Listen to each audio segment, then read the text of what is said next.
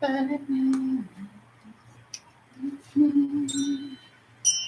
Salem Jenkins.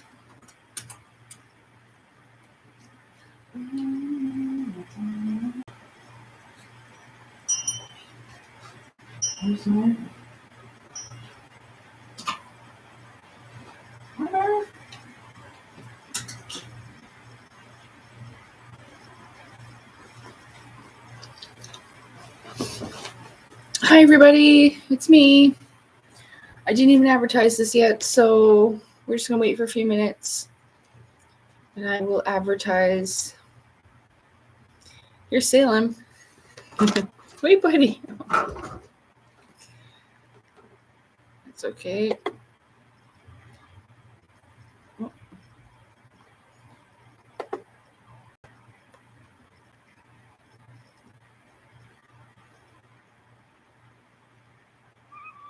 Hi, Merv.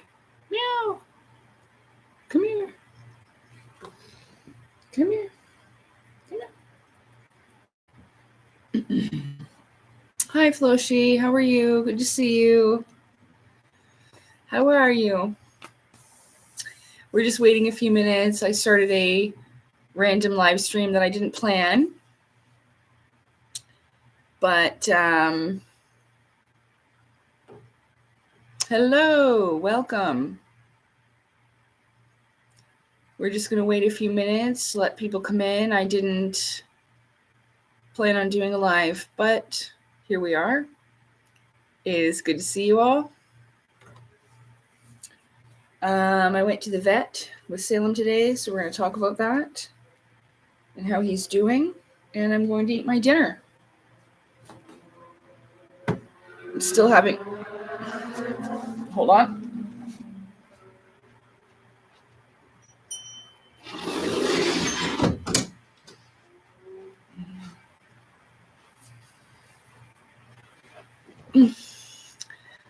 I'm still having a little bit of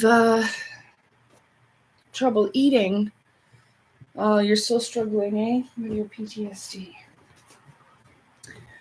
I'm sorry you're going through that, Floshi. It is something that I definitely know about. If you want to talk about it, we definitely can. If not, that's okay too. But I hope things get better for you, for sure. It takes time, but with time it does get easier, even though sometimes it may not seem like it. May not be completely gone or healed, but it does get easier. So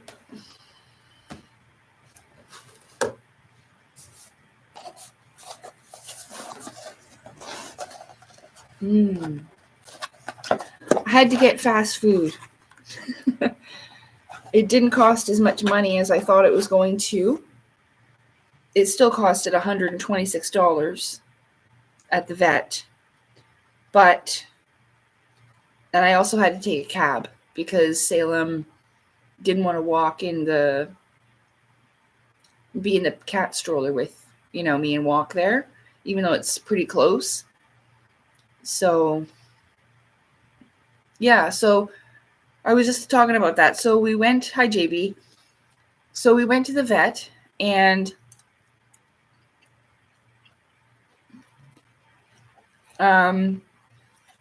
he had an exam.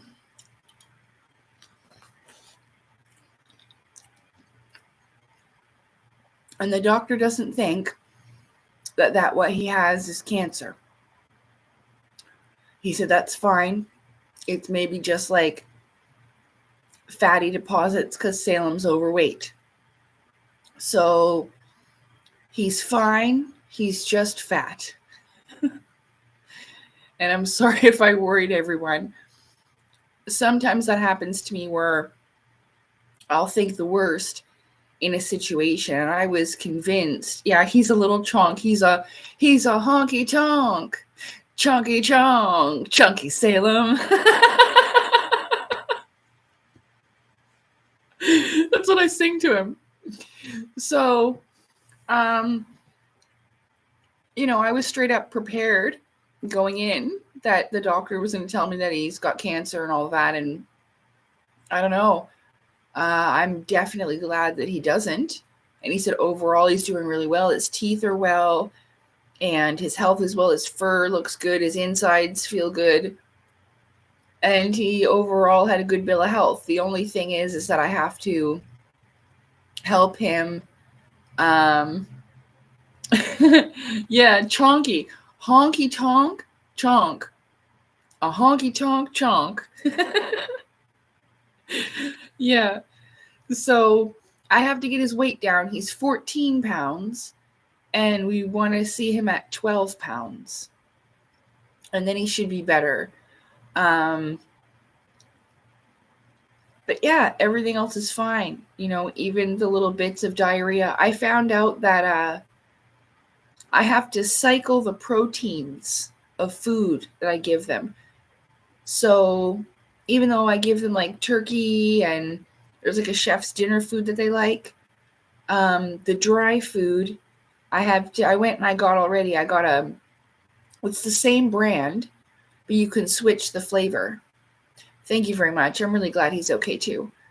So you can switch the flavor of the food. So he's got some fish, it's salmon and eggs and something else, where the other one was chicken. So if we switch the protein, that should help him to stop having diarrhea. So thankfully he's fine, and he had a really nice time at the vet. He saw a whole bunch of dogs that he liked, and he purred the whole time, and the vet really liked him. I can't say that, but I just, for privacy. But the doctor was really nice, and he was like, "Oh, what a nice boy." He's like, "I wish I could take him home. He could be my cat." And yeah, it was good. And it's strange, not in a bad way, but in a good way, because I was okay, the last time I was there, but they put me in a different room. They didn't put me in the same room where Mr. passed away, That was my other cat who was 15 years old. He passed away last year on May 6th.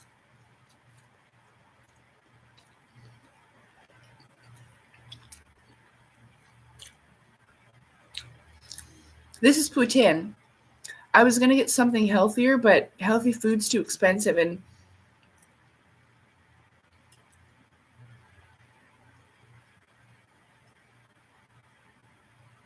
what do you mean? I'm sorry you hear. Is that a typo? I forget what I was saying. Oh yeah, about healthy food. So I got this. It's a poutine.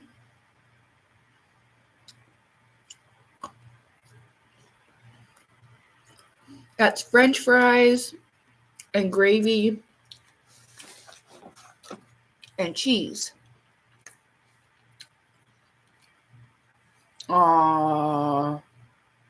Oh yeah, about Mr. I totally forgot. My brain will. I didn't cry about it though. I didn't cry about it today. I was okay. I stayed calm, and I didn't get panicked even because when I called for the taxi cab, I only had probably about 15 minutes left. And sometimes it takes 10 minutes for the cab to get here. But it got here on time, and we made it and everything, and it was a blessing. Honestly, it was a really beautiful day. It's 15 degrees outside, so that's really great. I went outside in just this sweater, and I was wearing jeans, but I changed my pants in case I got food on them, because I was wearing my my light jeans that I like.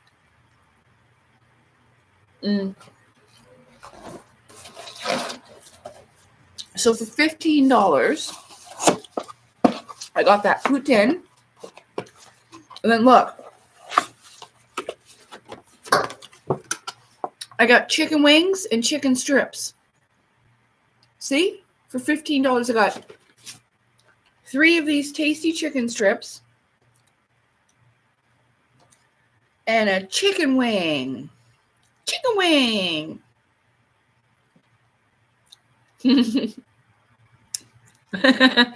Yeah, it is.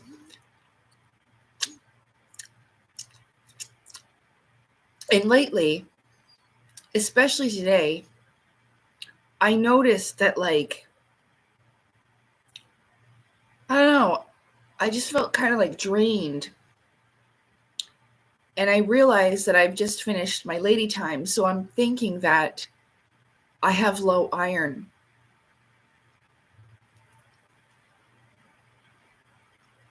I'm going to have to go and get those iron pills that I had spoken about before, but I didn't get them. I'll have to get those. Because, yeah, I was getting like, because I used to have low iron as a kid. And my doctor would threaten and be like, if you don't take your iron pills, you're going to have to get a shot for iron. So I think doing that will be good because I've been sleeping well and everything.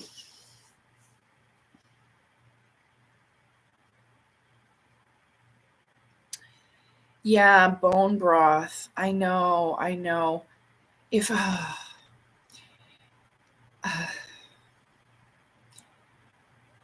I know it seems weird, but I only have so much energy to do stuff every day. Sometimes I only have enough energy to take a shower and eat something. You know, I've been pushing myself every day to go for a walk. And I've really enjoyed it. And I go for quite a walk, not just a little walk. But with my eating, I realized that I haven't really been able to go as far. I don't want to push myself too much because I haven't been eating. They're honey garlic.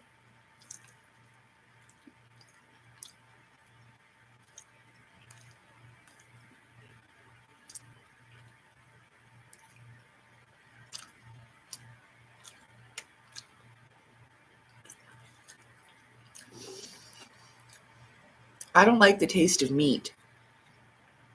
I really don't. I know everyone's like, oh, why do you eat meat? That's so unspiritual. And I was saying earlier, like, I realize that animals are conscious and I really do try not to eat them.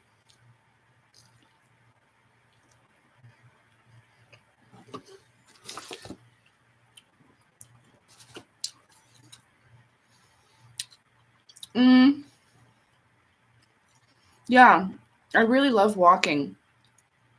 I do know that bone broth and stuff like that, I hardly have any energy to cook, and it's ridiculous. Like, I think and feel, I mean, I've been trying to for ages. That's why I've been expressing it. And this is why I talked about the fatal flaw in my last live stream. I've been learning more about that today. And I updated that video with like information links, video links, and stuff like that.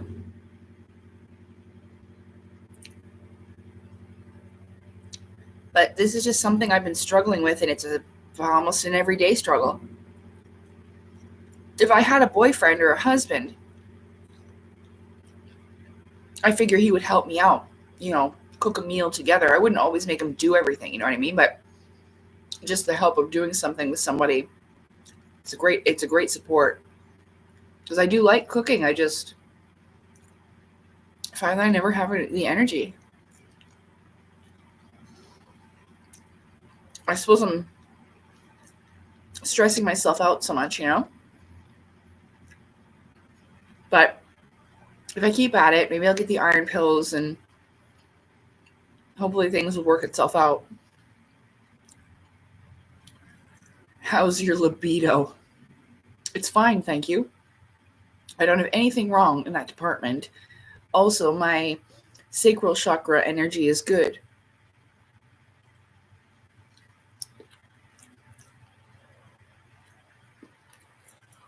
I'm not surprised you scared a bear. Hi, Scott. Scott scared a bear up a tree last night. The black ones will usually do that.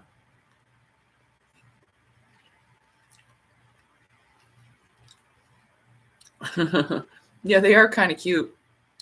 They're usually non-aggressive and they're scared of us.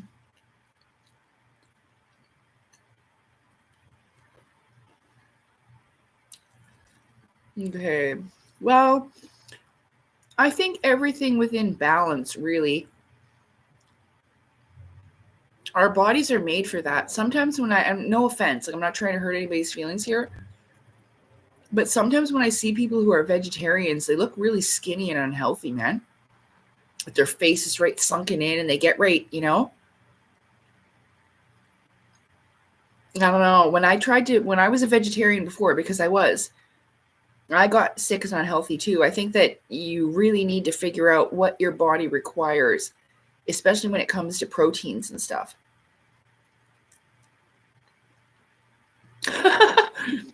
Sometimes I jump when the toaster goes off. I know it's going to, so don't feel bad.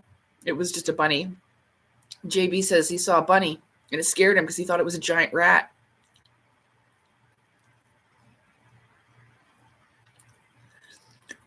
Well, yeah, you will lose weight.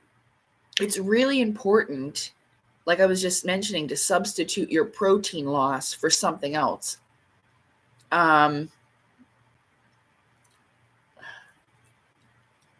not going to lie. I went to Booster Juice this morning. I did. And I got a really delicious, what's it called? It had banana, whey protein, pineapple. I got like this super booster thing, or like a free booster. It was for calcium. I added some calcium in there. Yeah, I was still getting, okay. Huh. Maybe it just wasn't enough. Honestly, I don't know. And there's a lot of B vitamins in meat. And so I've already bought B vitamins before. Bought? I don't think that's a word.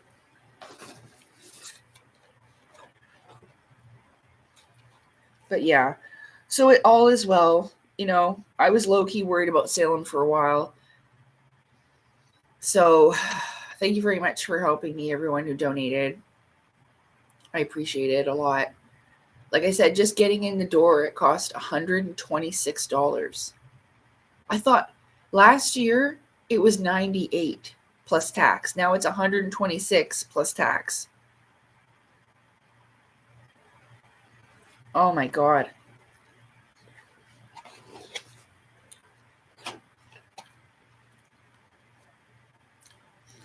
Oh, you like cooking, do you? It's cool. It's always nice. Like, it's always nice to cook meals together in community too. And it's nice when you eat together. I always miss that about family time. Let's see. Can you tell us a scary story that will send chills down my spine? I can actually. I've been wanting to tell you guys this story for a while.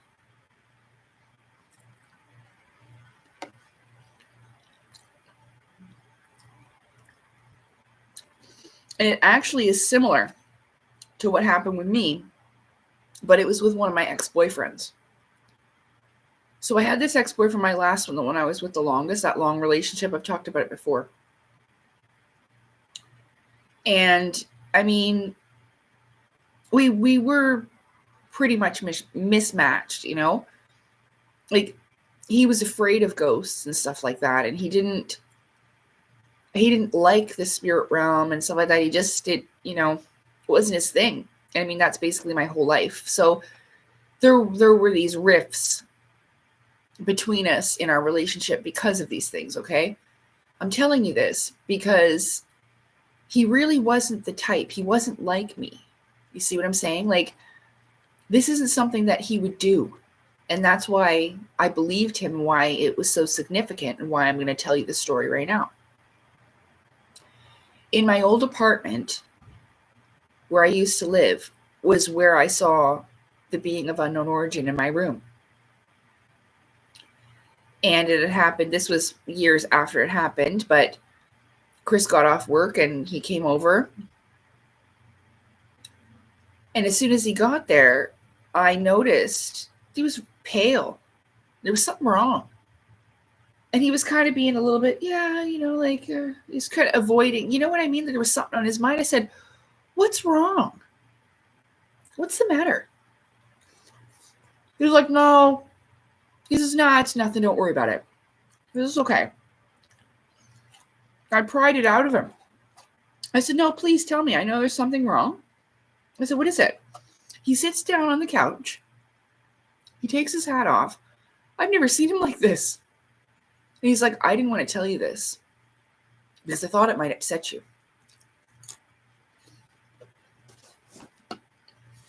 He goes, looks me in my face. And he's a shy person, okay? Like I'm telling you, he wouldn't make up a story like this. He wouldn't lie.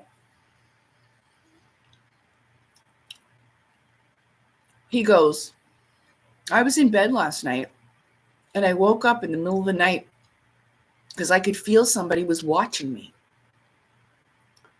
And he goes, when I opened my eyes, I looked up in the corner of my room. No lie, you guys. He goes, I saw a little green being that had ridges on its head and red eyes. Chris was not into the extraterrestrial alien stuff at all. Sometimes he would watch it with me, but he didn't know about this stuff. You know what it sounded like? The beings that crashed in the Virginia, Brazil UFO crash. Let's see if I can, hang on a sec.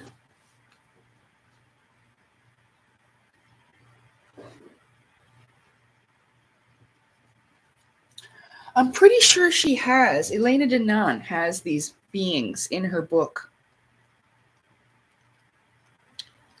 Let's see. It might be under the gray type ones because they're small. But this was green. Oh, I didn't finish the story. So I asked him. After he's seen it, I said, well, what did you do? Like it was just up in the corner of his room. And he said the eyes were like glowing red. He wasn't asleep or nothing. I said, well, what'd you do? He goes, well, honest to God, he's like, I was so scared. He's like, I closed my eyes and tried to go back to sleep and just hoped to God it would go away. And then he fell back asleep. But he was actually disturbed. Like you could tell. And he just pale. Like the blood just left him. And I've never, ever forgotten that. Like the chupacabra. Yeah, you're right. Yeah, it's something like that. But he said it was just up in the corner, hanging on, like in the freaking corner, like Spider-Man. Yeah. And and he's never told me anything like that ever before, never, nothing. They had some experiences where a fan,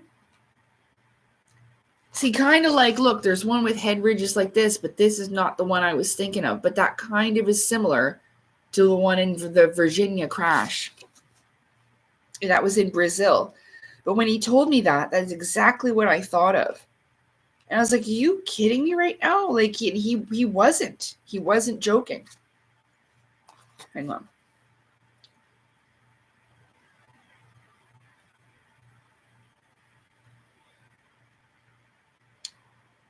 Okay, because there is ones that are...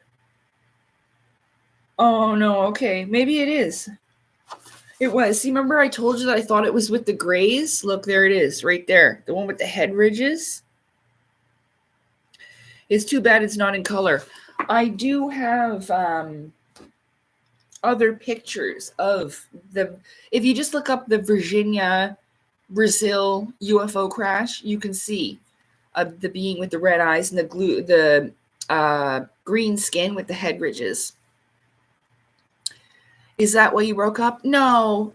We broke up mutually in the end. Like the relationship was done. We were just hanging on to each other dependently, codependently. And I knew that, and I told him this. We were very honest. I don't change. I told him that he deserves to be with somebody that feels the way about him as I did about that twin flame guy, because I didn't feel that way.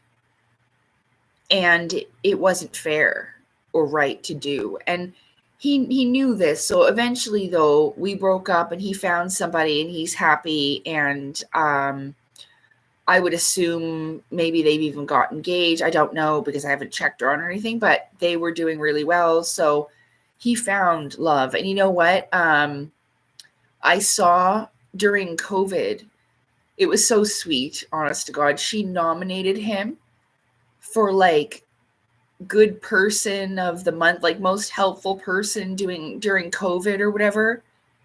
And they're standing together all happy. And that's what I always wanted for him. He was a good person, but not meant for me. He was good to me. I mean, he was anxious himself, and there were problems. Like, he wouldn't even read an article about the CPTSD. So there was, we were just incompatible. But that doesn't mean that he's a bad person or anything. But that did happen. Yeah, and I mean, I ain't afraid of no ghosts. I think that might be the thing about it too, is to not be afraid. Man, this smells good. I don't know what this is, but it smells a bit spicy, like spicy plum sauce or something.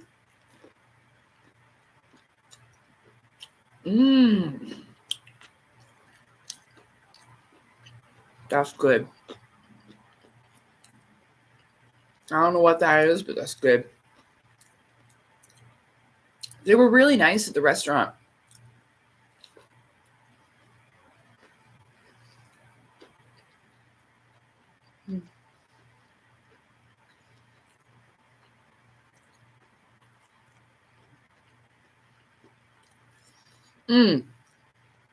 Don't worry about it, JB.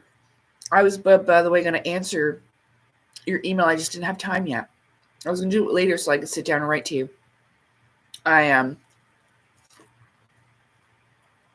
read it, but I was just super busy today. But don't worry about it. Don't anybody ever feel guilty or whatever because you can't donate. It's not an obligation. Totally voluntary. It's not needed right now anyway. You know what I mean? I only ask for when I need. And if I need something. So don't worry about it. I'm good. Right now, I have everything that I need. And it's no problem, so don't worry about it. But I appreciate it very much. Thank you.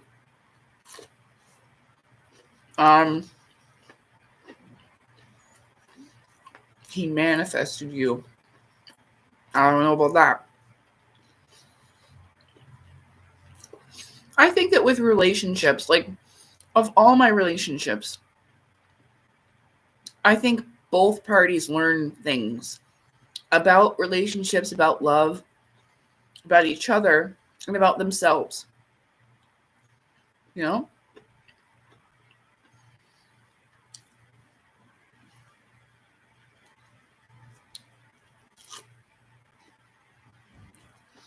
You learn what works and what doesn't work for you.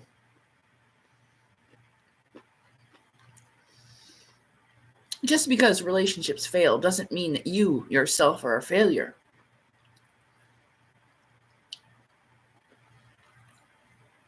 You haven't found something that is the right fit or at the right timing.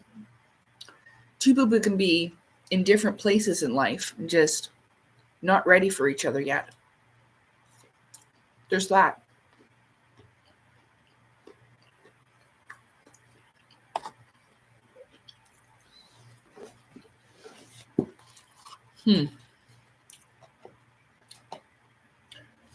Well, how y'all doing? What are y'all doing? Did you have a good day? Yeah, things happen when they happen. Yeah.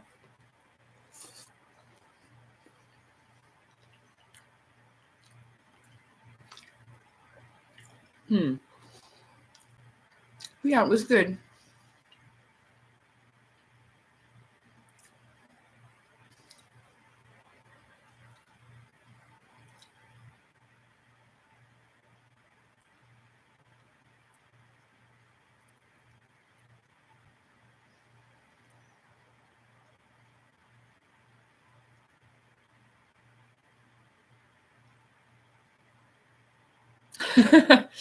Yeah, sometimes it kind of feels like Groundhog Day around here. JB says, my day has pretty much been the same as every day.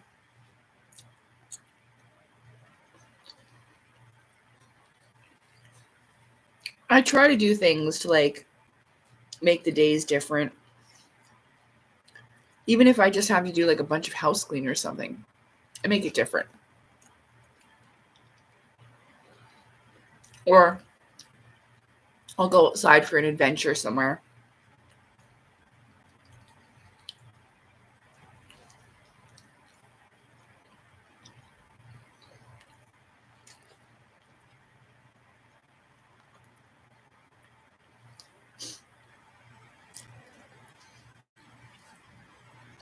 I forget I had other stuff to tell you, and now I can't remember. Oh, I remember. So yesterday, I'll have to post it so you can see it. This was too funny. Although I wasn't exposed. No! Start fights in the comments in my latest video. You know what, though? If it starts fights, as long as it doesn't get out of hand, it's okay. As if they're arguing or whatever, it's okay. Let them debate it out. Let them work it out. And plus, it actually gives, like, views to the video or whatever. As long as it doesn't get too negative, I'll let people debate and argue it out. As long as they're not being ridiculous, I will. Go on. Have at it then. But yeah, oh yeah. So yesterday, I caught Santos Bonanchi in a live. And I mean, I'm really trying to, and I understood even just the tiniest bit more, especially now that I'm studying on the cosmic body and stuff like that. I didn't really know that this was a topic. Who did I? Oh, I closed the video. No, I posted it. Yes, I did. I posted the video that I watched under the Nuskenfunden, most recent video that I made about that, because I'm updating underneath. So the fatal flaw one I did, and I updated all the information, at least about the fatal flaw, the hero's journey with Joseph Campbell and all of that, and Carl Jung. So there's that part of the information, and how I'm meaning the fatal flaw as like describing it in the way I'm self-reflecting. That makes sense? Damn, I'm really tired. And so anyway, I was in Santos's live yesterday, and he was teaching about astrology, and he had his cool little wheel. And I mean, I barely understand it.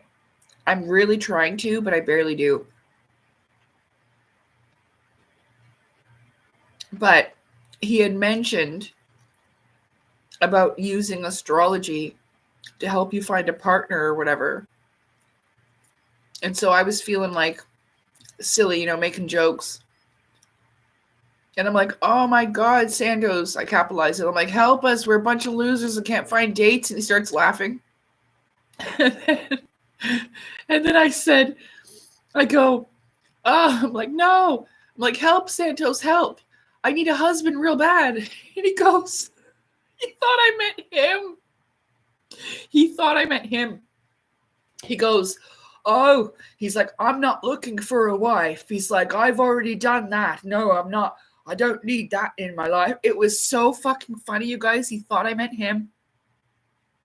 I got rejected, but it was the funniest thing. And then I was like, we were talking about it because he walks away, right? And he's doing his thing on his little chart. He walks away, we were talking about it. And I was like, I don't mean it in a rude way, but I was like, I didn't mean it as him. And I was like, Santos is just too old. And that's honestly it. Like, he's a nice person. I think he's interesting. Even when he's freaking out, like, he has an interesting way of cursing. But he's just too old as a partner, for me. But yeah, I didn't mean him, but he thought. I know that sounds quite desperate, but I thought it was super funny. We're a bunch of fucking losers that can't get dates. Everyone was laughing. He goes, and then was one fella in the chat, he's like, this chat's turned into a dating thing because we're all talking about dating now and how it's so difficult to find a partner. And oh yeah, it was fun. It was a nice conversation. But I enjoyed it.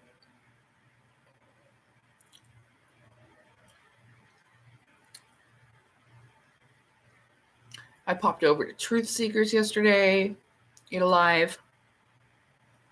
I don't know if you know what, I could tell that that's so draining on my energy, and no disrespect to him or anything. It's just, it's stressful on my system. And so maybe I shouldn't, in a way it relieves my stress.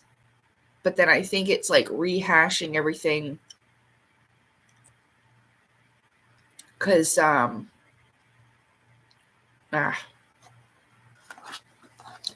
maybe it's just not so good for me after all. Because I even had to tell him, I was like, you need to calm down your health. And he acknowledged it. Since my wife tells me that. Well, of course she does. And she's right, you know?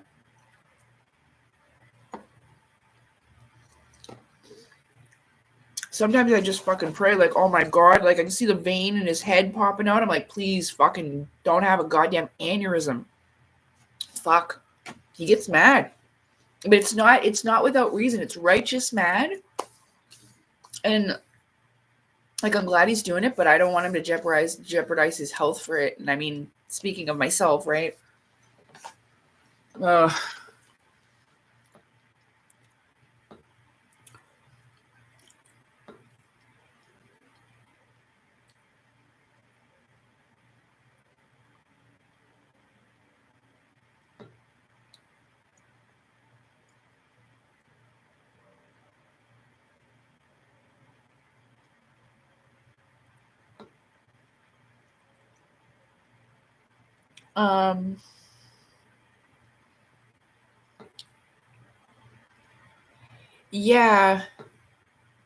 Yeah, a bit hype. Sorry, I was reading your comments. So he said, JB said, I asked out a girl I worked with when I was 19. She said yes. And when the day of the date came, she wouldn't answer my phone calls. People sometimes are so afraid to face conflict or hurt someone's feelings, they don't realize what they're actually doing is worse. When the day of the date comes, she wouldn't answer my phone calls. When I went back to work, it turned out she quit. She didn't want to face me for standing me up, but I thought it was funny. Oh yeah, Stephen Cambion is a bit hype. Yeah, well,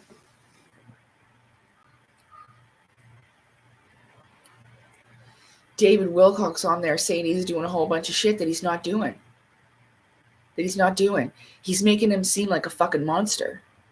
And it isn't true. So, you know, it's ridiculous.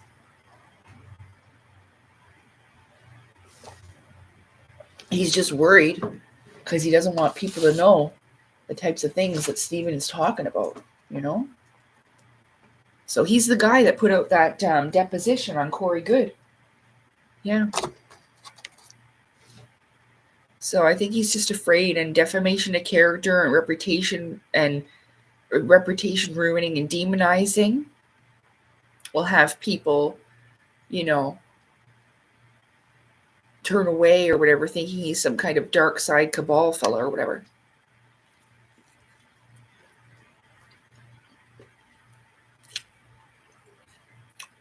I didn't realize how many. And I mean, the problem with it is I don't think that they realize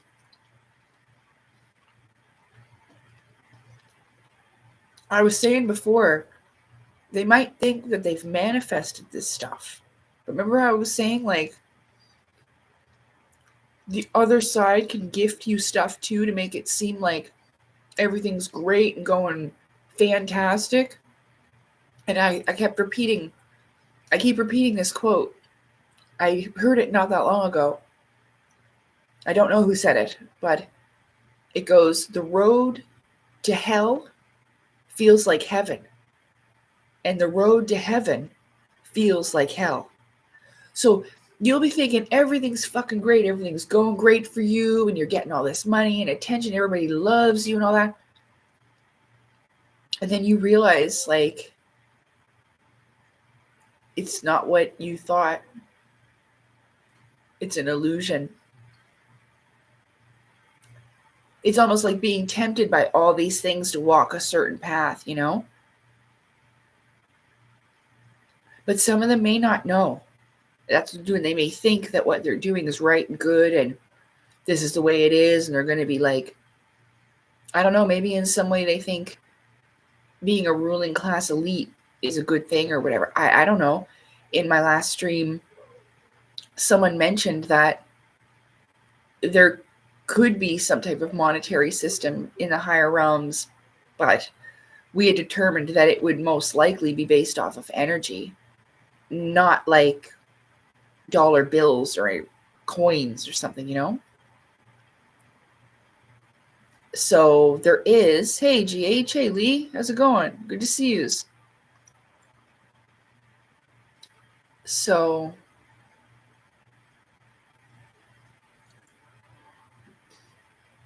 it is. I mean, but here's the thing, though.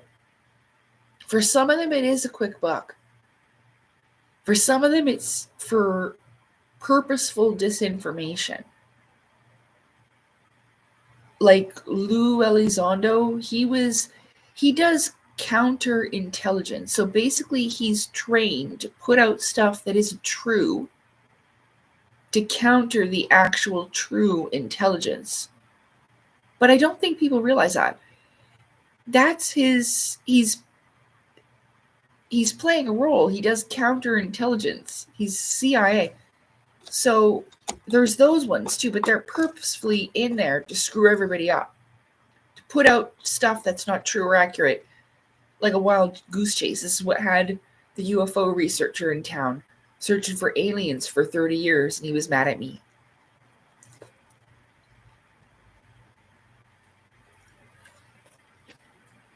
We were friends. And I said, you know, so-and-so, I said, the only thing I can think of is mad. He said, why would they contact you and not me? I've been doing this for 30 years. Well, I said the only reason why I can think of, because we both have, you know, a lot of knowledge on the subject and all of that. I said the difference between us is that I am very spiritual and you are not. And in the end, it turns out that I was very right. Not like rubbing it in or anything, but that's what it was, is that he just wasn't spiritual at all. So he couldn't connect with that side of things. And, you know, he's thinking that these are aliens like that come from the planet Mars or whatever, and you could signal them with a flashlight. But this more has to do with telepathy and feeling and consciousness and spirit rather than anything else. Hey, Mike, how's it going? I did a random live. So for all of you who just joined,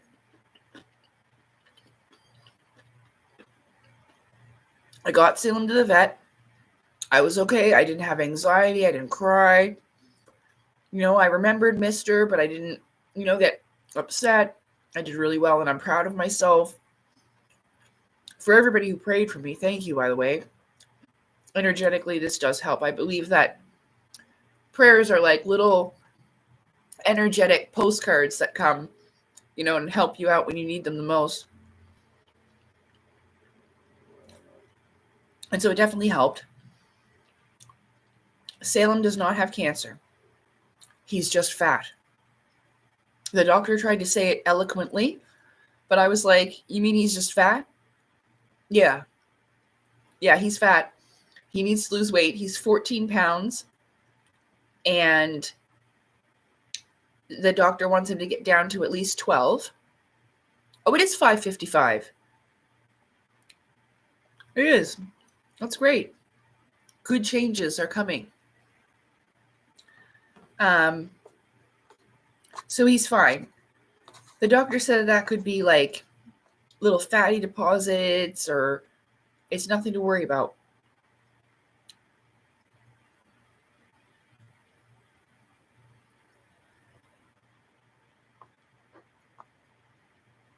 Yeah, I could. Well, the doctor said you got to be really careful about how cats lose weight because it'd be very difficult on their system.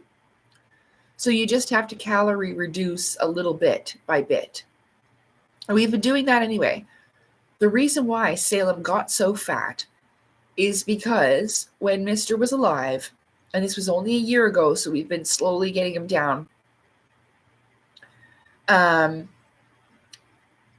He was on a food that had extra fiber and extra calorie because he was 15. And I had a young cat. Salem was much younger. When I got him, Mr. was like 13, maybe 14, 13, I think. And Salem was 6 months. So there's quite an age gap. Salem was eating Mr.'s food a lot and got super fat, but I couldn't stop him. So I'd go to bed at night and I have to leave Mr.'s food out. Well, who would go over there? Boom, boom, boom, boom, boom, boom, boom, boom, boom, boom. Salem.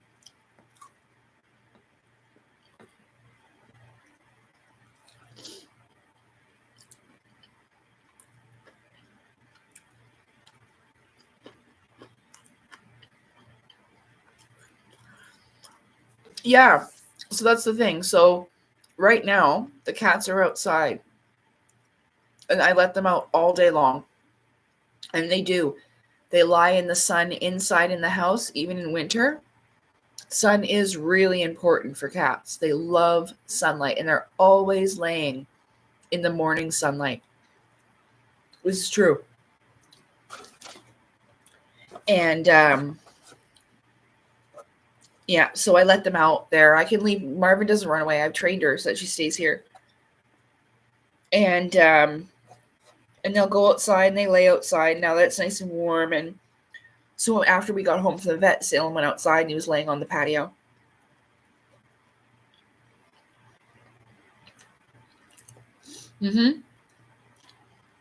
I do. I open my windows in the morning and I have sun catchers in the windows. And so there's rainbow lights everywhere. Yeah. There's lots of stuff that I know that's good for cats. You know, I always leave the windows open so they can get good sunlight and fresh air.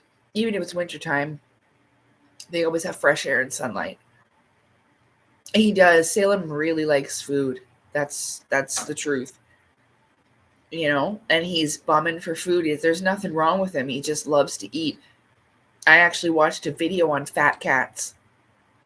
Just by chance, I watched this cat. He was probably one of the biggest cats I've ever seen. I forget how much he weighed, but maybe like 40 pounds. I can't remember. It was a big cat, though. And then one of them went swimming. And so this lady opens up a house and like a training program, like basically fatty boot camp for cats.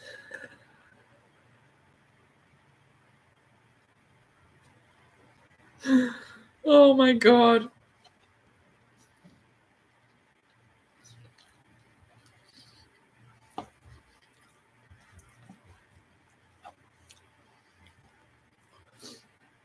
But he's doing well. He runs around with Merv, and they do that a couple times a day, every day. Rolling around, wrestling, making a bunch of noise. Well, Marvin makes a bunch of noise, really. Salem's not really noisy. He meowed on the way to the vet, though.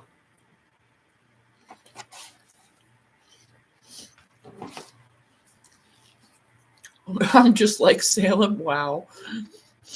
JP.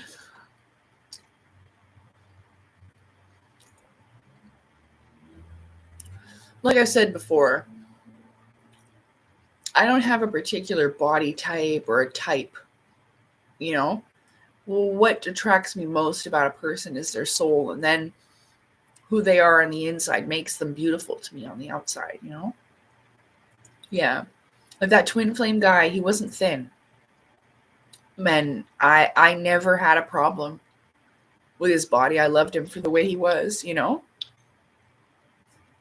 So he was like 250 pounds, but he's tall. He's like 5'11", so maybe taller than that. I don't know. Maybe he's taller. I can't remember. Cats have solar panels, so they need to lay out on their backs to recharge, says Scott.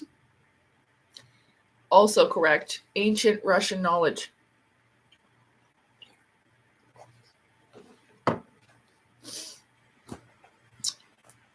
No, they do. It's like this thing. Cats are very spiritual. I was telling, I randomly fell upon a channel.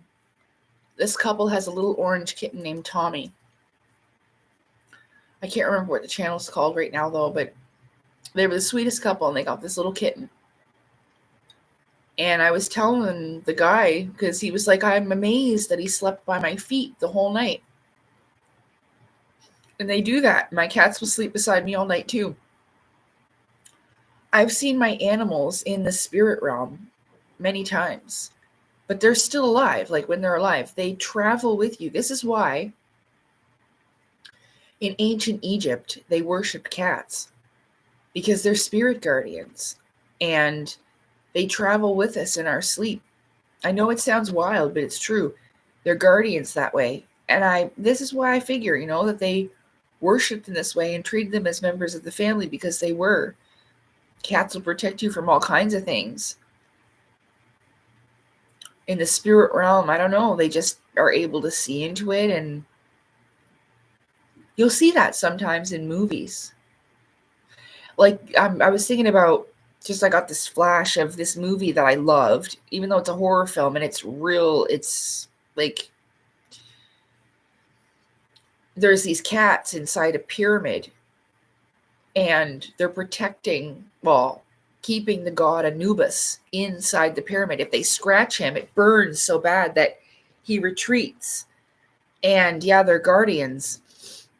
They are our guardians, but they are also spiritual realm guardians. And it was cool that I got to share that with them.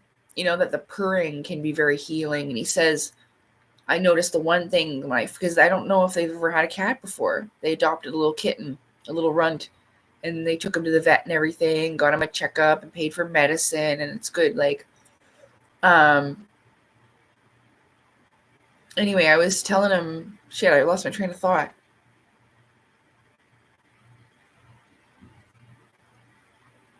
About the Egypt thing. Oh, about the purring with the anxiety. Yeah, they can be really healing.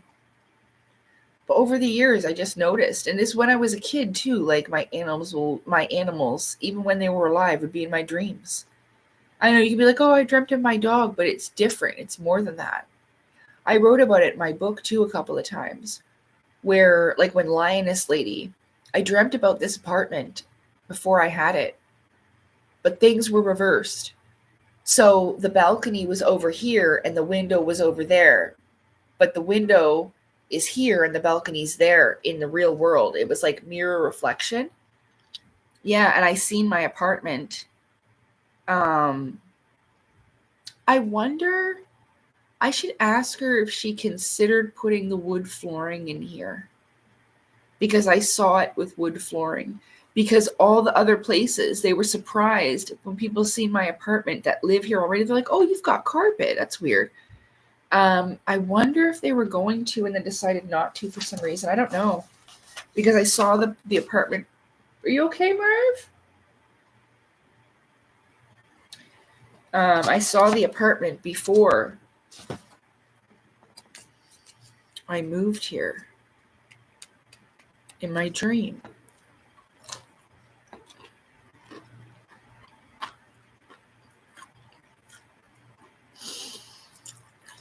I had an orange cat when I was younger too, but we can't talk about it. I tried this afternoon to even think about that, and we're just gonna not.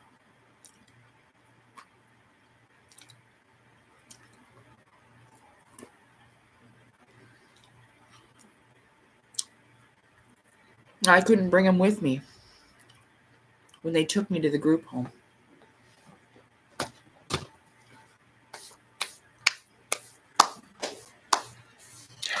And that was not a safe place for them, nor for me.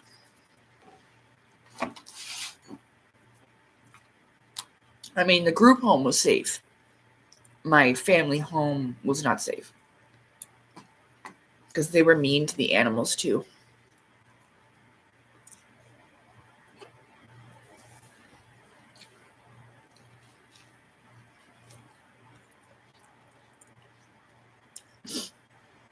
Well, he's not really suffering, Mike, but thank you. Like, I get it. He's not suffering with it, though. He's totally mobile. He's fine. We're just going to keep working on helping him to lose weight. He should be okay. He's not suffering with it, though. Like, he's not, like, super obese that he can't walk around. He runs. He climbs up on things, no problem. Even places you think that he can't get to, he can. He's a honky-tonk, chunky-chonk, fatty Salem. Yeah, like he's got a little bit of honk in his chonk. You know? It's all right. He'll be okay. So, I never told you guys this either. Marvin went through her first heat where she's in there putting her ass up in the air, and I'd sing her a song. I'd be like, and you see it. She's rolling around in the workout video that I did with the bunny ears on. And she's rolling around. And so I sing her a song, and I'm like, doing a horny stance, doing a horny dance. She's just like, brr, brr, the whole fucking time. That's all she did was, brr. I'd say her name, she'd be like, brr, the whole time. She was like that for 2 friggin' weeks. And every time you'd like touch her, say her name, she'd be in there, horny stance, like just tail to the side, butt up in the air. Oh my God. And she pissed on the couch. Yeah. Over there. She went into this and she pissed in it. Right there. So I'm going to have to get her fixed because apparently female cats will mark their territory too. I did not know that. Yeah, I don't know if he'd use a treadmill though, Mike. I thought about it. He does get good exercise. I mean, I always wanted to get him one of those tiny, because there's cat treadmills and they're small. And I think that you just get the cat to walk on it and it's not like automated, so it'll just go. I thought about getting a cat wheel, but they're very expensive. We'll work it out. Oh no, what do you mean, oh no? Oh no, what? Oh, yeah, if a person is mean to their shit. What? Is mean to animals, they're shit to people. Yeah.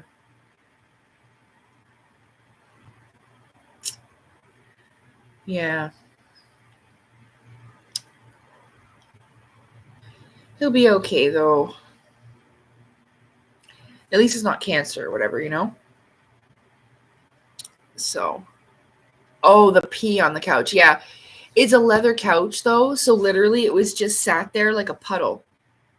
It did. Like, it was on that blue thing, but it was literally just sat there like a puddle. And so I just went and I cleaned it up.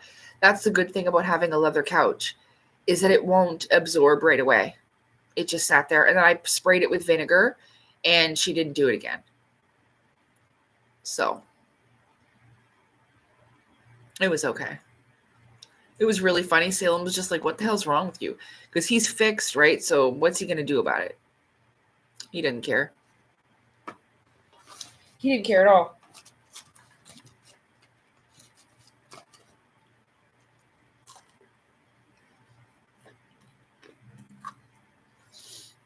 Oh. That's why you have to Female cats, for the most part, you can get away with it. If you keep them inside and you make sure they don't get pregnant, it's fine.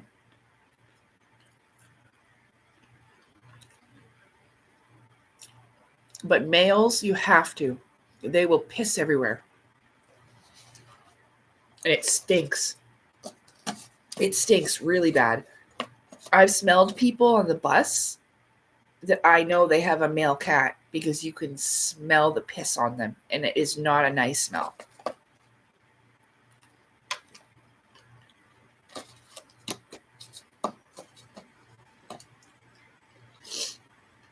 And I think after a while, they can't smell it, so they don't know they smell like that. Hey, Mew, how's it going? Good to see you. I just woke up. Normally, I would be taking a nap. I was very tired today. I did not get to have a nap. But I made it. I told myself I had to eat more before I went to sleep. Well, it's not everybody on the bus, but sometimes there's usually like one or two stinky people. It just can't be avoided. It's public transit. But yeah, that's never nice to be on the bus and then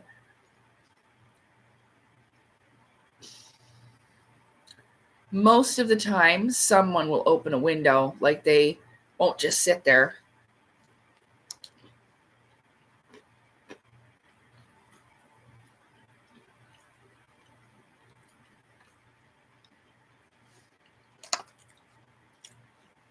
Eating is important, but I'd totally be okay with just drinking like a protein shake most of the time. That would substitute like all my calories and nutritional needs, Like, don't get me wrong. Like, I like food and I like eating. It's just sometimes, who the fuck has time for it? You can enjoy food like sometimes, but you don't need to be like gorging on it all the time. Several times now I've heard that in the spirit realm, you can eat whatever you want and you won't gain weight, and like you just, you can actually enjoy it, which I think is cool, which is cool. You can see that in that movie, Defending Your Life. Chicken wing. Chicken wing.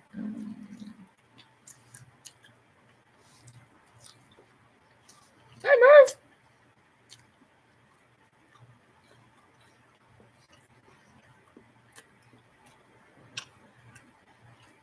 Right. Chicken wing.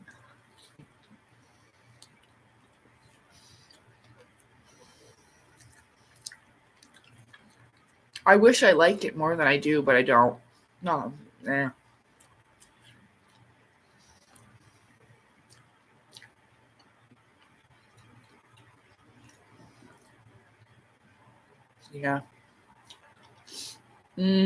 Let's see.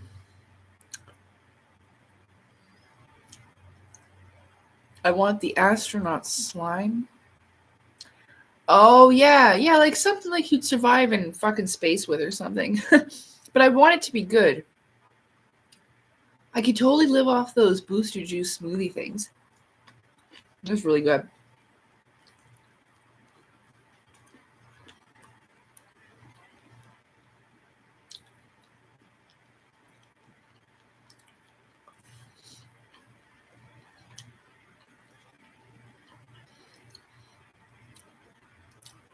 Ooh, see, yeah, that's what I need. Protein shakes with 1,200 calories and over 100 grams of protein. That's what I need. Yeah, that's what I need. That.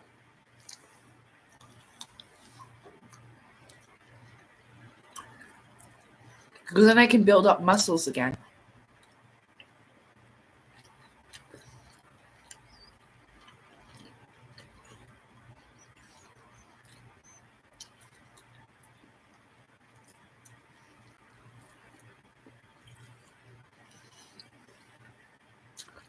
Ew. No, it's a chicken wing. I try not to think about it. Uh,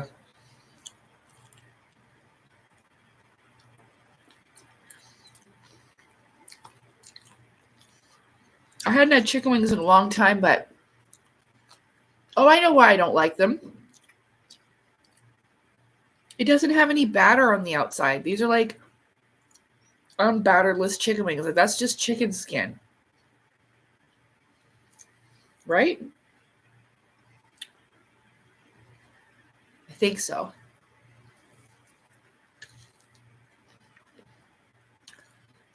I like them when they're crunchy.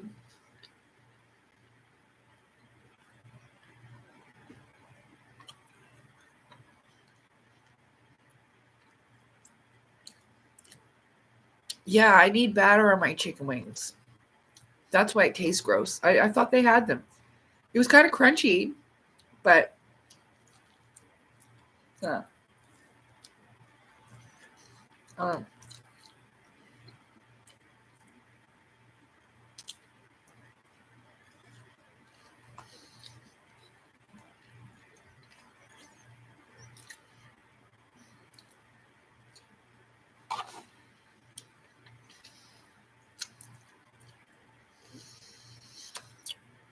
so yeah.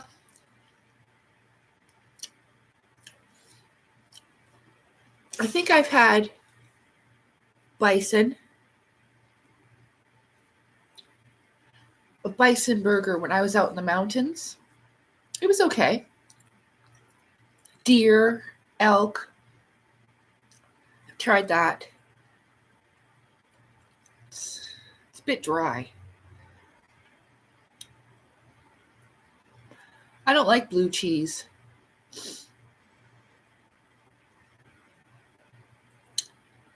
Let's see. It's 3D printed, don't worry.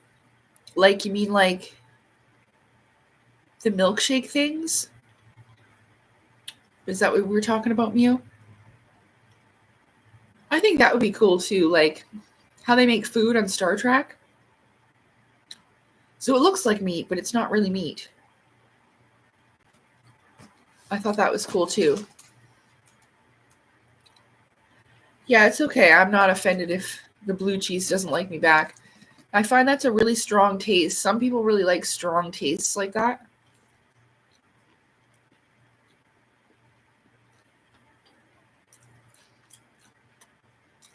I don't like anything that'll give me stinky breath.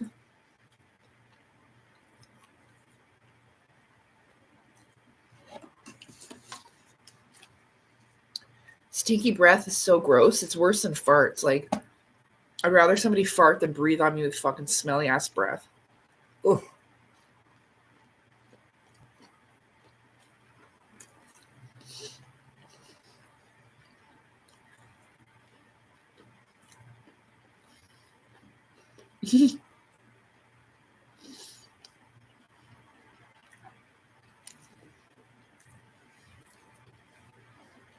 Yeah, I would. Ugh. That's why I don't like having smelly breath because it grosses me out, so I don't want to gross anybody out with my own breath.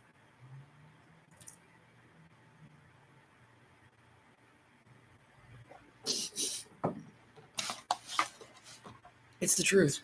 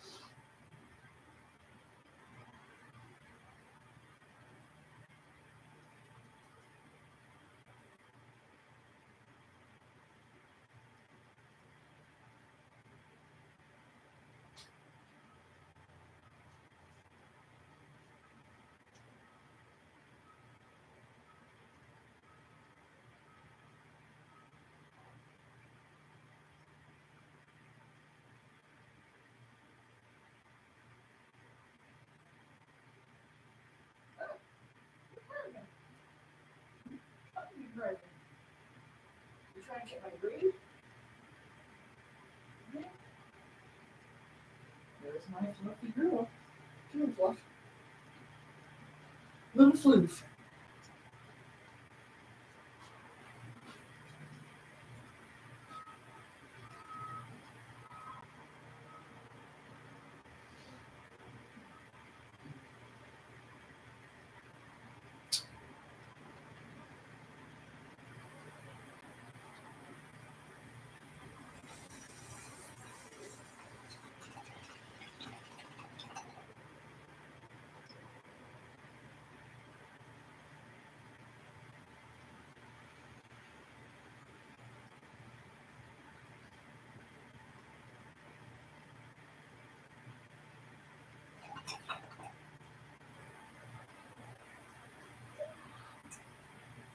Whoa, almost saw two people get hit by a car.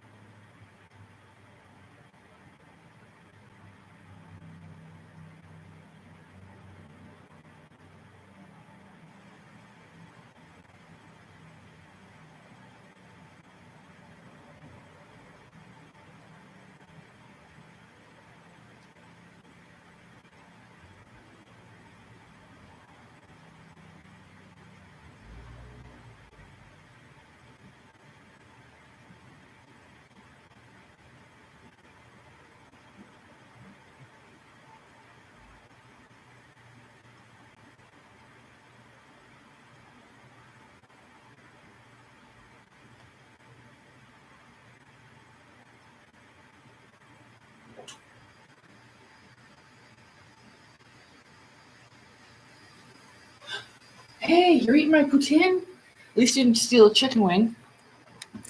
I had to pee.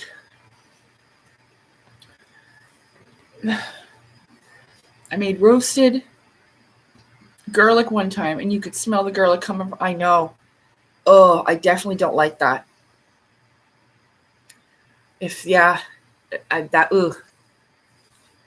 Yeah, the garlic out the pores. I've smelled people like that. I've smelled people across the room with their fucking garlic breath. Oh, please don't do that to me. And then I'll be on the bus and you can't get away from it. Like, I don't mean you, like, please don't do that to me. I just mean in general universe, please don't do that to me. Ugh. Ugh. I know garlic is really good for you, but it stinks, man. It stinks. Breath just stinks. Oh, God.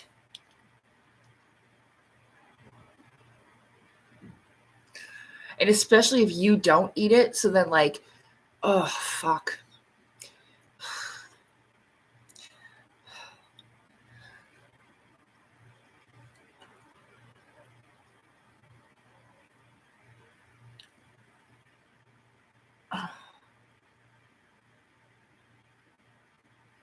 Dandelion wine, just making a batch.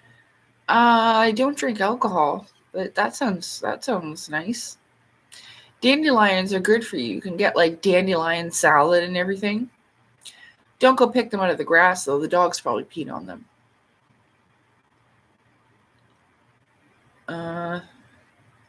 It's vat of gunk. 3 pretty breath in plastic. You print a steak or fish or whatever. Yeah, like, I mean, it is. It's basically a what did they call that? I forget. Like a protein supplement or whatever. But, you know, you can make a steak or a chicken breast or, you know, whatever you want, really. And it just look like that, taste like that, but it's not actually that.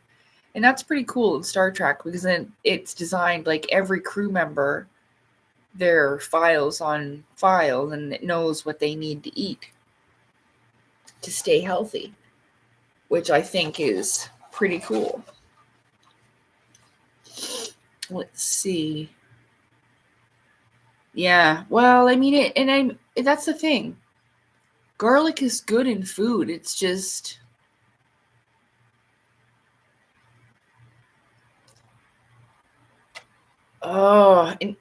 and you know what's worse is like, remember I said burps are way worse than farts. So then you'd be like burping. Oh, it grosses me right out. I'll be like this. Oh, it won't stay. Oh, my perfume smells really good though.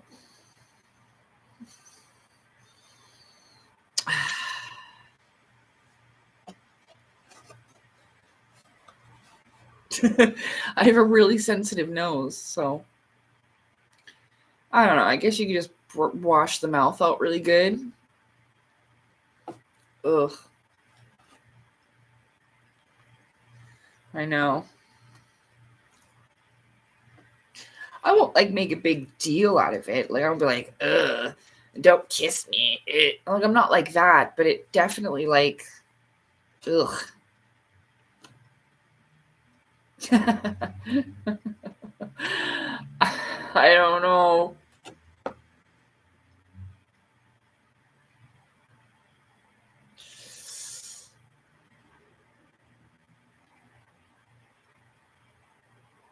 I don't even know if I'd kiss Claudio if his fucking breath smelled like garlic. I'd be like,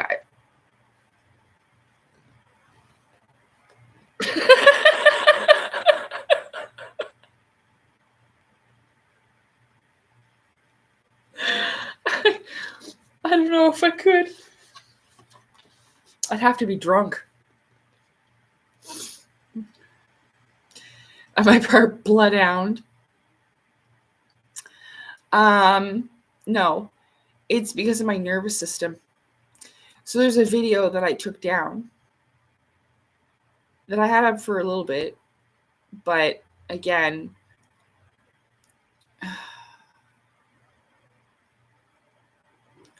I mean, I guess it can't be helped, but the things people were saying is, oh, I knew it, reptilian, evil, you know. It was called Confessions of a Reptilian, but it was about being named that in my town when I tried to enter the spiritual community. But I also talked about how I can understand why people would think that about me because of the things that my nervous system does. And one of the things is heightened sense of smell.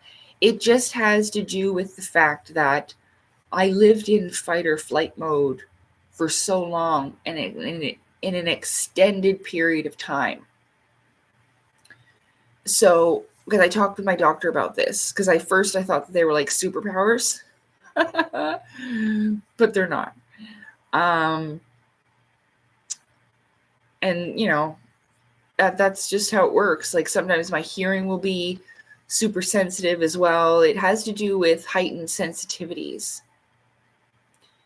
So I suppose like it would be like how a bloodhound worked. Oh, I think my taxi driver, not the first one I had, but the second one, he definitely looked like he did drugs. And like the kind where you fucking pick your face off. He kind of had that vibe. I'm not going to lie. And he had this thing. And I don't know why you'd need this many times for allergies. And he kept squirting it up his nose. And I've had one of those for allergies. But he was right sketchy. And he kept squirting this thing in his fucking nose. I don't know, man. I have no idea, JB. I don't know. I don't know what it would be. But he had like sores all over his face. Like he was just picking at himself. And he was fucking this thing. And I'm like, oh my God. He just had a weird, sketchy vibe. I mean, he was nice enough, but he seemed like he was on drugs. There's a lot of that around here, but I was wondering, like, how would he be allowed? They don't drug test them or whatever, I guess. I don't know. I guess they can get away with it more because it's not like alcohol, right? So, yeah. I don't know. It was fine though.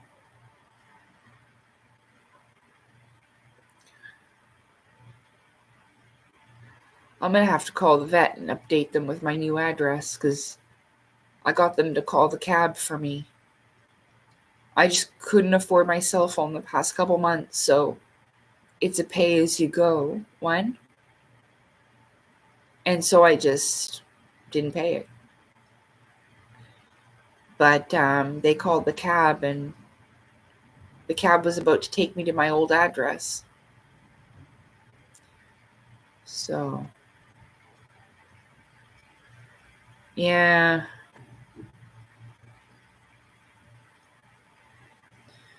It's been like that here for years, though. There's a lot of guys like that, or guys that have no teeth because they've done so many drugs. I had a guy when I used to live downtown. I thought he was just like we were walking and talking together, and that he was going the same direction as me. Because sometimes I do that. I will walking in a direction and I will stop and talk with people, and then we'll keep walking and talk together and part ways at a crosswalk or something, you know?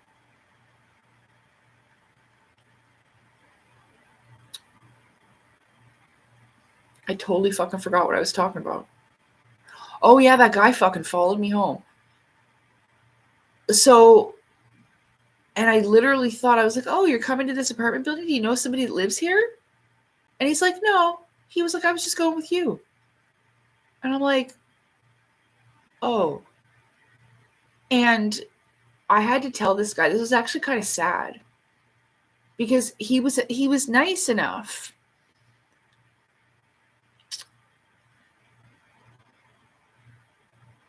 But I could tell, like, he even said, well, I'm on the methadone program now.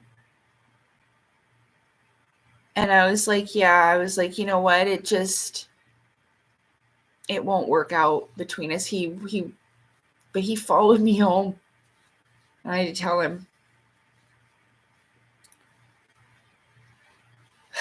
There's a lot of that in this town.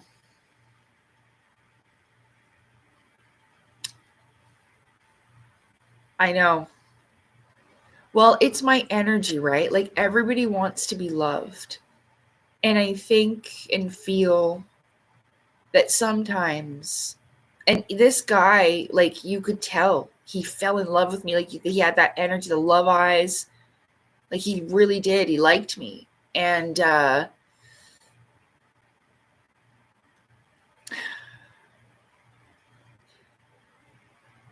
I mean, I wasn't rude to the guy. I was honest, but I was gentle with him. But still, like, I was like,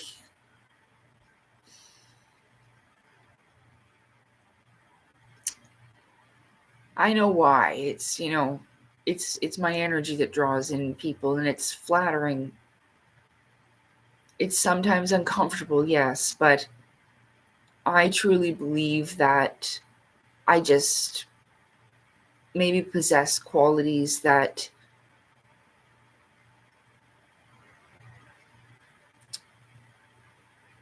certain males desire, I suppose. I don't know. He didn't seem like a particularly terrible person, but,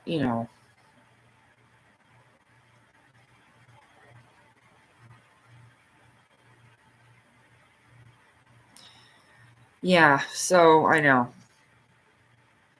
Only sometimes uncomfortable. Well, like a lot of the times I find it flattering when people say that I'm beautiful and things like that. Like, I very much appreciate that. And, but the following me home, that I didn't know he was doing that. I honestly didn't even, I really thought that he was just going that way. And then, but I never seen him again. He didn't bother me. He didn't show up to my apartment or nothing like that. So, you know,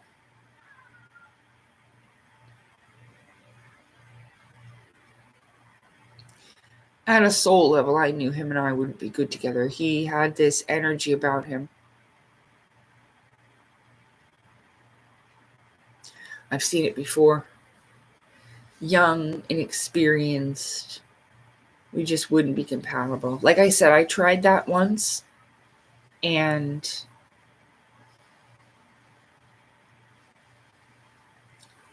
I was just very unhappy in the relationship. I really was. I drank a lot when I was with Chris. So I can't have that again. No.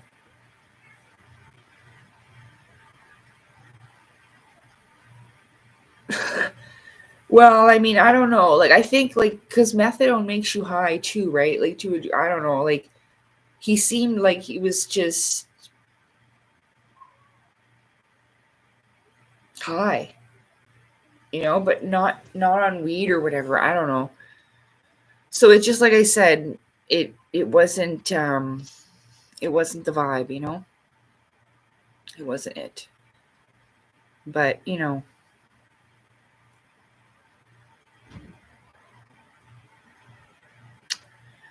I know. Well, I mean, I let him know, like, oh, well, geez, like, I didn't know you were walking with me home. So go, I just thought, like, I don't know, he didn't think it was a big deal, but yeah, that did happen, that fella. I just feel like, the reason why I'm kind of like this energy change is like, I'm thinking about, all the opportunities that I have had to be with someone, but I knew that it wasn't right. It's just like thinking that, my loneliness like is self-inflicted, but then again, that wouldn't have been good for me anyway. And it just most of the time, even when if I did make room for it, it would only cause problems or bring trouble because I didn't listen to my intuition. So,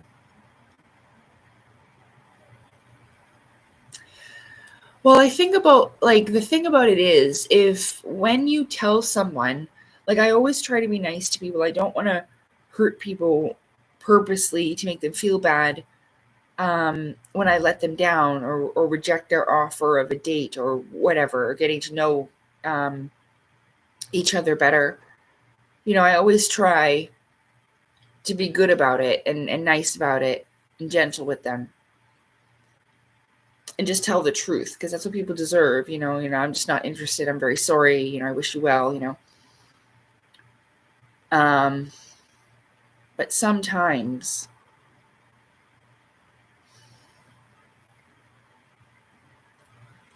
see, when somebody straight out tells me, this is why I think it's so important for truthfulness. Like, if you don't like someone or you don't want to go out with them or you're really not interested and you know that you are, don't pretend like it's going to be a maybe or anything like that. And I think like what JB was saying earlier about that girl who just quit her job, disappeared, and stood him up on a date. People will go to great lengths to avoid conflict, embarrassment, and awkward situations. So sometimes though, you'll tell somebody and they won't hear it. Or they'll think you're saying no, but you mean yes. And sometimes, especially if a person is struggling with their mental health, you know, I always try to have compassion for everybody, even though, like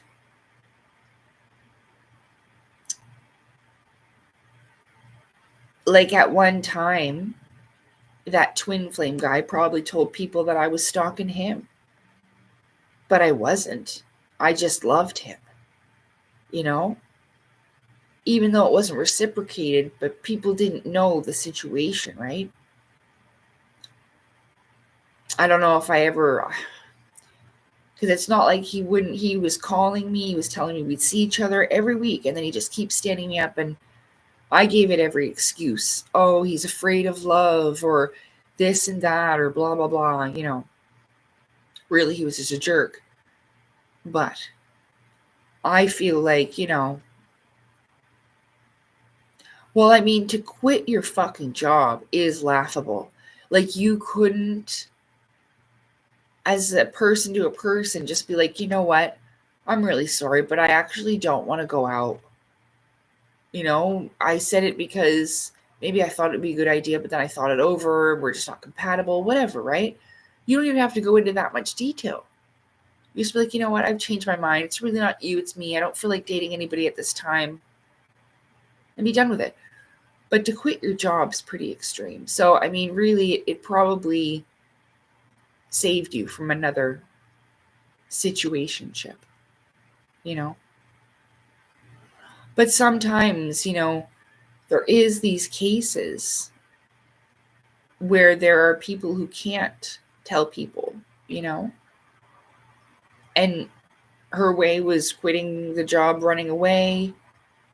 The twin flame guy just avoided it. I'm pretty sure that's why he just kept messing around. I mean, clearly he was attracted to me sexually. And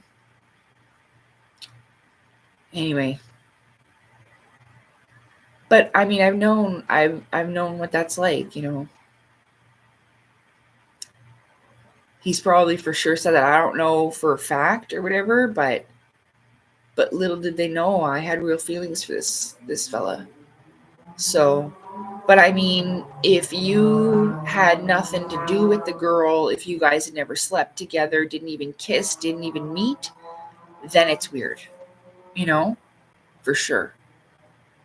Yeah.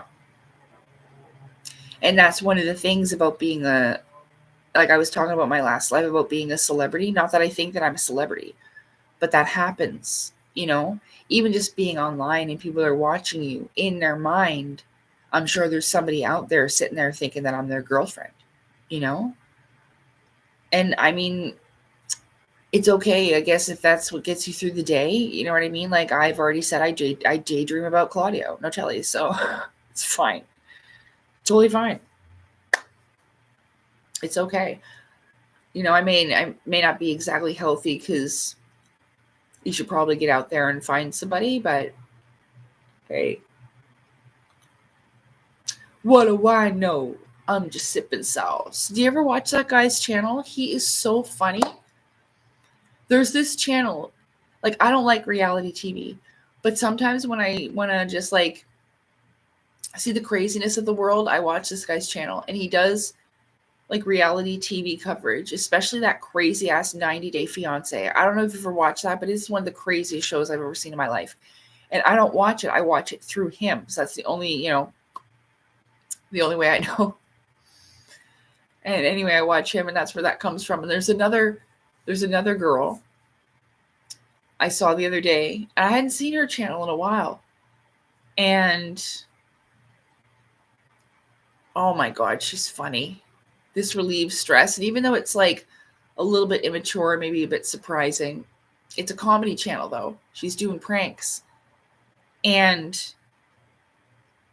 she walks up this video, she walks up to a girl and knocks on her window and says, "Hey, do you know where I can get some crack?" She goes, "My cousin told me that you're selling crack over here." And the girl's like, "Excuse me?" Sometimes they get so fucking mad, and it's really funny. And this one girl, she's talking to her. First, she asks her if she knows where there's a Burger King. And then she says to the girl that's being asked, she's like, "Why would I know? We're out in the middle of nowhere. Why would there be a Burger King out of here?" She goes, "Well, I thought you'd know where a Burger King was because you look like a Burger King." And then she tells another girl, the girl kicks her Crocs off. She's ready to fight her. And she says, "What are you doing?" She's like, "Now your socks are going to get dirty." Oh. And then finally, when the girl starts chasing her, ready to fight, she starts yelling, "It's a video. It's for a video." Or the one about the crack with the car, she goes, "No, I'm talking about crackers," and brings out a package of saltine crackers. Talking about crackers, she says. It's hilarious. And sometimes the girls take it well. And sometimes they're like, "Get the F out of here, you arsehole." Like, you know what I mean? They're still mad. Oh my goodness, it's funny. It's her channel's like Lexi something. It's hilarious. And so I saw her video the other day and I laughed really, really hard. Oh, she's like, now your nice clean socks are gonna get dirty. It's really good. See, the thing about it is, like, if she walked up to me like that and started to insult me and going on the way she does, I might automatically assume there's got to be something wrong with this girl. And some of them do. They actually think like maybe she's ill. So they don't get mad right away. And that's a confident, strong person, like that doesn't get emotionally reactive right away. And so that's nice to observe in people too, because you'll see sometimes it's just funny to see how quick and how mad people can get, how fast. And that all of a sudden when they see the package of crackers, they just start dying laughing and feel ridiculous about how angry they got, how quick. But it's really funny.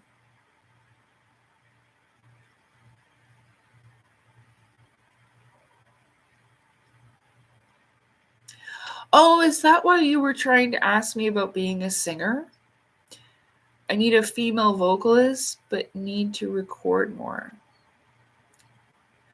I don't even have the setup or anything to help you with that. I don't have a proper microphone.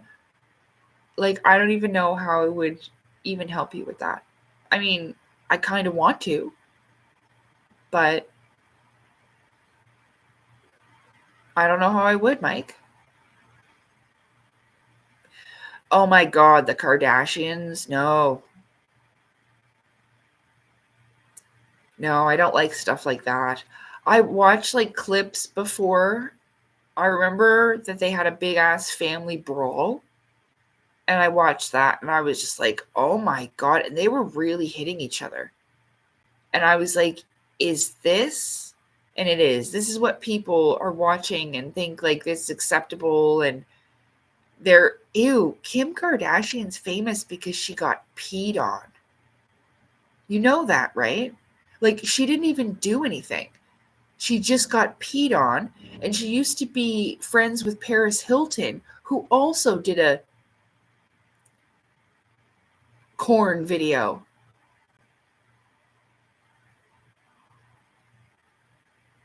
Are you kidding me?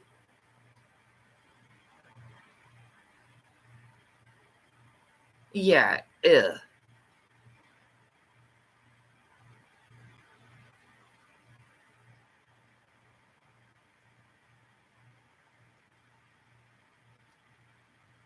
Well, yeah, she made a dirty video, but I'm sure she got peed on. Yeah, that's the thing about it. And I remember hearing that, and I thought that was the most disgusting thing. R. Kelly used to piss on people, didn't he? What is with that?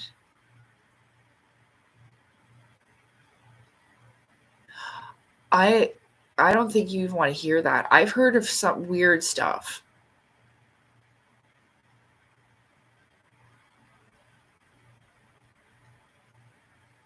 Yeah, I'm just gonna move out of that part of my mental realm. Wish the things that I didn't know.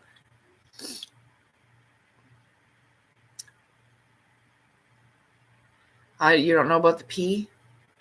I'm certain. It's like stuck in my brain. Yeah, yeah, he did. He did. He's probably peed on many people, though, not just her. That is so weird. Remember Dave Chappelle's video? I'm gonna piss on you. Drip, drip, drip, squirt, squirt, squirt, pee on you. Remember that? That was so funny. I'm gonna pee in your food. Yeah. Watch Dave Chappelle's R. Kelly video. It's one of the funniest things I've ever seen. I'm gonna put your face in a toilet seat and then I'll piss on it. It's so funny. Another thing was the Rick James skit that he did. That was hilarious too. What does the five fingers say to the face? Slap!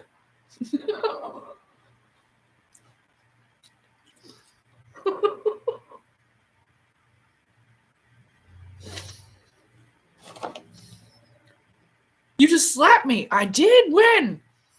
That was weeks ago. Do you remember that?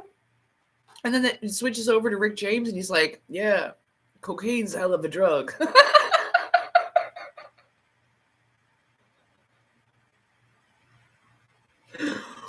That interview was so funny.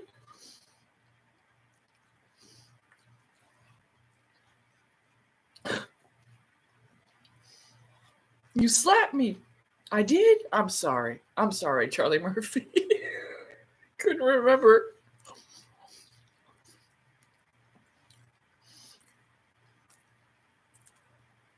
It was. Yeah. Or I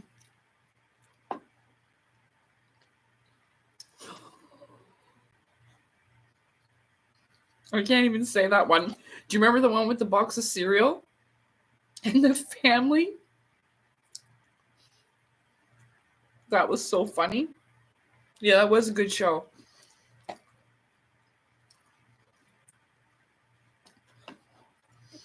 I used to watch that. I made a really funny short, but then of course YouTube wouldn't let me post it again because of that stupid copyright shit. I guess what I had to do was dispute and then ask the movie company for permission to use the clip. I got it off another girl's channel. She's got 117 subscribers. That's it. Like 3 videos. It's like from 8 years ago. And it's just this clip from a movie that I used to love. One of my favorite movies called The Sweetest Thing. It's from 2002. And so, I couldn't upload it to YouTube, but I did put it on Rumble. But then you can't see the bottom part of the short, really. It's like cut off a little bit. But I didn't want to risk my channel. What it was, okay, so I investigated it, JB. It must be because Sony Pictures whatever has suggested other videos or whatever. Maybe I'll just email it to you later and you can look at it and you'll see they must have approved her to use it, because you can be like, hey, I'm using it for educational purposes or whatever, and they may give you the rights to use it. But then I think that because it literally says underneath the video, it says suggested by Sony Pictures, blah, blah, blah. And then there's other stuff. And the other 2 videos are like, yeah, likely they have a claim, but they didn't force her to take it down. Yeah, I don't know. It just scared me. And I didn't want, because at first I was like, I'm tired of this shit. I was like, I'm going to try and dispute it. But then I just deleted the video and let it go. I was like, never mind. I was like, I'm not even going to fucking bother. Like, who the fuck is Nancy so-and-so? I'm thinking, who are these people? It didn't say Sony Pictures or blah, blah, blah, blah until after I started the claim. And I was like, oh, fuck that. Like, who the fuck is Trish Delish? I'm like, who, you know what I mean? I know that I'm new to this stuff, but clearly I've spoken about this before several times, and it's so frustrating. But if I post it on Rumble, no fucking problem. No problem at all. No problem. So, I mean, I'm happy that I've been able to create this platform, and I'm glad for the people that I've met here.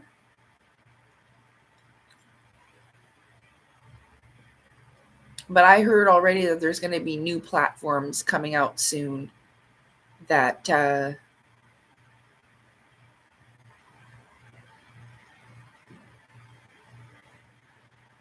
oh, no, I didn't see. Remember I told you about Supernatural, those fuckers? They likely have a claim. Yeah, okay. Have you seen my... No, I didn't. I'm sorry. I'll look at it later, though. WB has a claim on that video. See, I don't... That's what I mean. I'm sorry that's for you. I'm sorry that happened. But I honestly don't care. Like, not for you, but I mean for me. Like, if that's, I've said that before. If they want the fucking money, I'm sorry I'm saying the F word so much, but if they want the money, have it. Give me an option to be like, yeah, go ahead. Go ahead. With my 2,000 views I might get. Go ahead. Have it.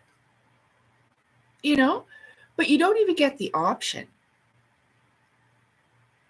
And I'm so inexperienced. Like I said, I remember you told me you can dispute certain things because some stupid idiots post copyright claims when they have no business to. And that's what I at first thought was going on.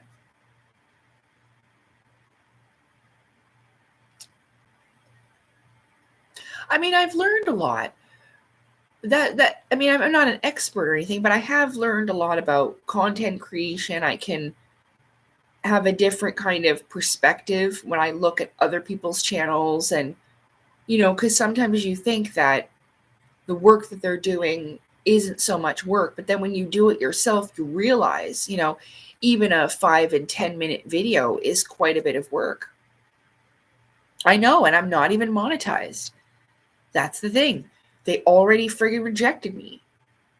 I got a letter actually from Google AdSense or whatever, and because there's been no monetization or whatever, they canceled my thing or I don't even know. I'm like, okay, I don't know.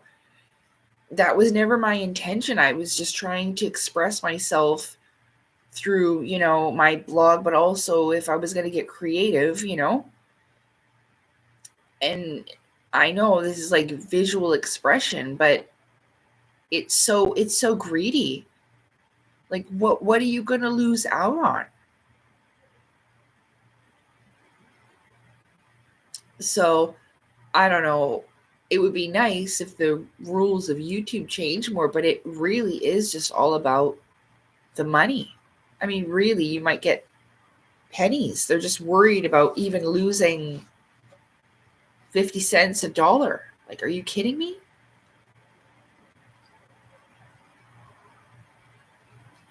And the video I made is pretty funny. Like,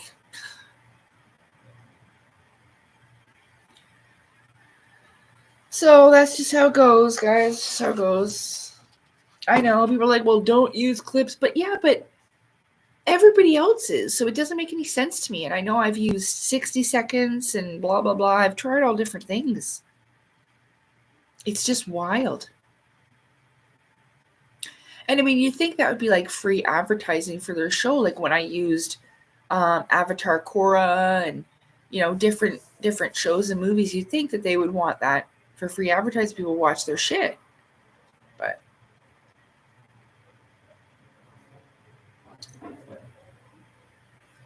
yeah, and that's what I'm saying. Like, is it worth it though? See, the money is so little from AdSense. I make maybe $10 on an average video. That's sad.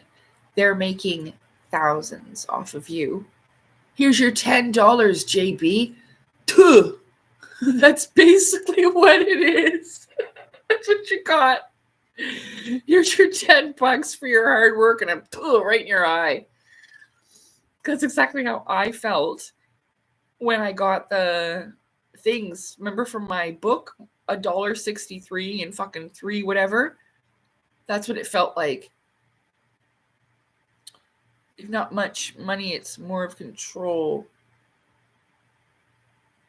About YouTube, video has made me, my best video has made me $2,300. Well, that's good, but it's still definitely not as much as they're making off of it.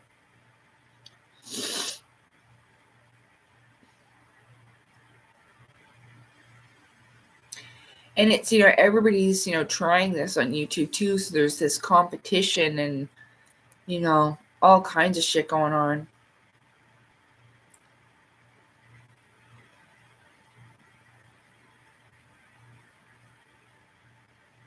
Mm.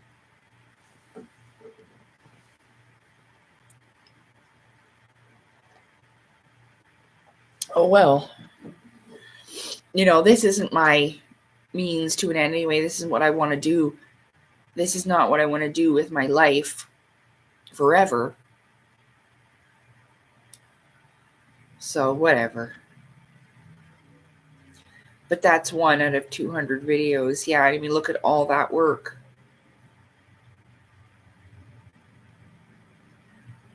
That's the thing in AI. It may seem like a good idea, like it's going to set you up. There's a lot of people, there's videos even saying that now, like, quit your job, get on YouTube or whatever. But that's the thing, when everybody starts doing it, it's almost like there's too many people, but not enough to go around. So,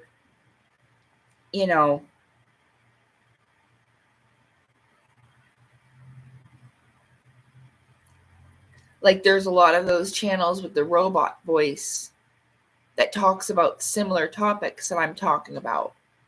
But because the robot voice with a bunch of pictures, they get, hundreds of thousands of views. That's why I stopped commenting on those channels. I know it's fucking paranoid as hell, but I'll like talk about something in a comment, and then the next day what pops up on that fucking channel? What we were talking about. And they're like, interesting. So I'm not going to give these motherfuckers ideas for videos anymore. I know that's paranoid, but I swear I've seen it happen.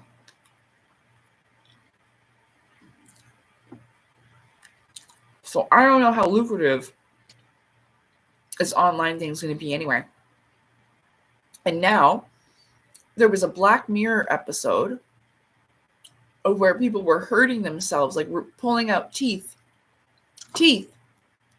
for donations and cutting their hair and shit.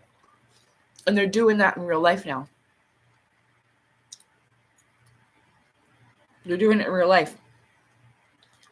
Or putting like a mouse trap on your tongue. Stuff like that. Yeah. People are doing that for donations.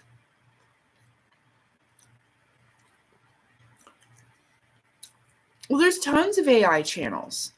Like, you guys don't even understand how good it is. I didn't write any of those short videos that I made. AI did. Even the one with my clone voice, I didn't write it. That's how good it is. I wasn't pretending or anything. I told you, AI helped me make these videos. I wasn't hiding anything.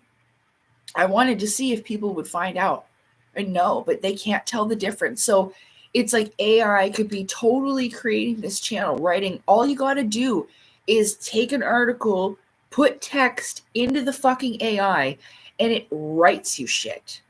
And it sounds like a human being wrote it. And it sounds smart and intellectual and deep. But the fucking AI wrote it. Yeah. And so that's why I never really used it. Like I really enjoyed making those little short videos. But the one about Helena Blavatsky, the AI wrote that. Rudolf Steiner, the AI wrote that. Manly P. Hall, the AI wrote that. All of them. The dive into alchemy, the AI wrote it.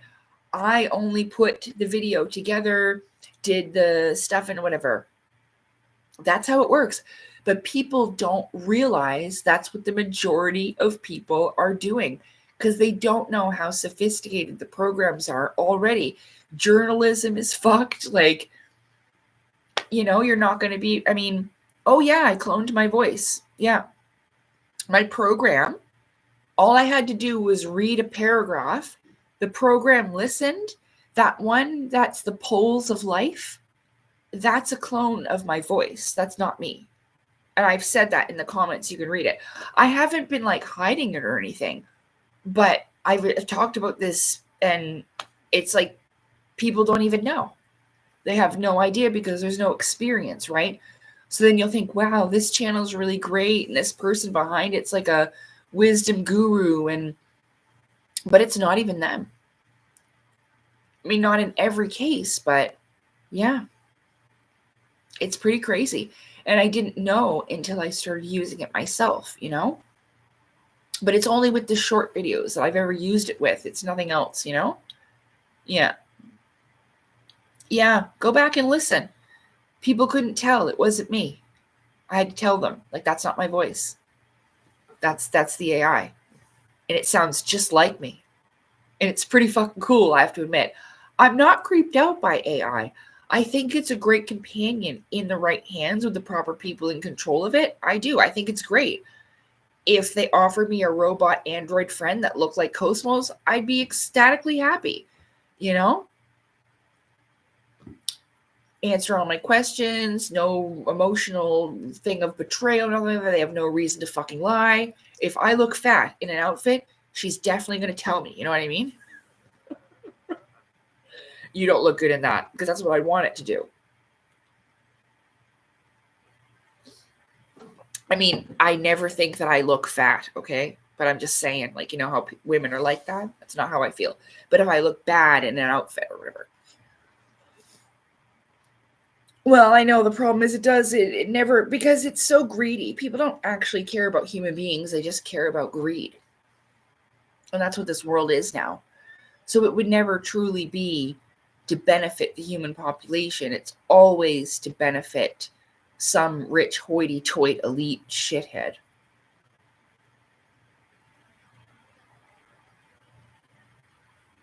Thanks, JB. No, but you definitely can, especially if it like doesn't fit you properly and it's not the right sizing or, you know, shape for your body type or whatever. Yeah, you can definitely look bad in an outfit. But I appreciate the compliment. So I didn't really eat all that much, did I? Well, I ate enough. There's only a little bit left. I ate that.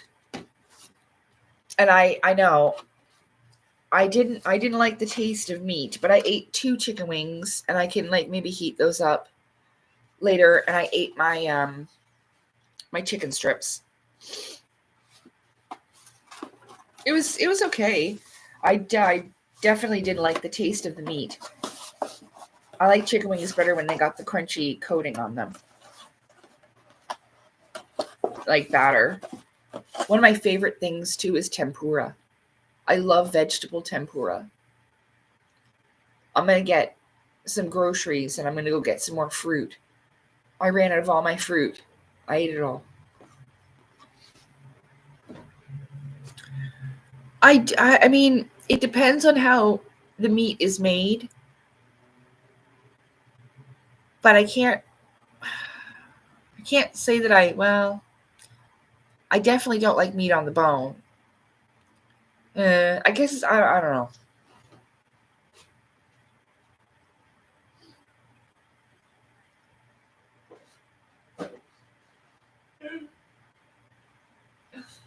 I guess if someone said to me that I could never have meat again, and like it would be like on the Star Trek ship where the 3D printer would just make my meals or whatever, I'd be okay with it. I wouldn't miss it. You know, I wouldn't.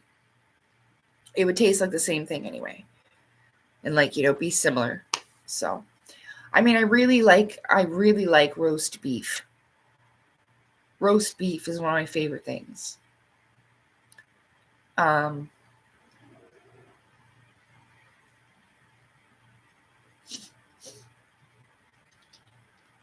do you remember roast beef when I said that?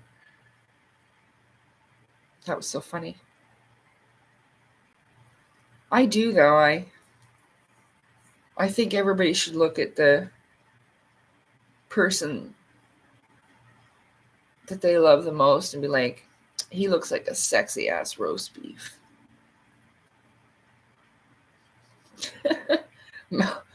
Mouth watering good.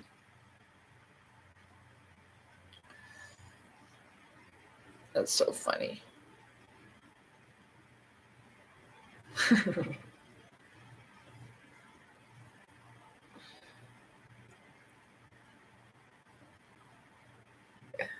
I'm tired.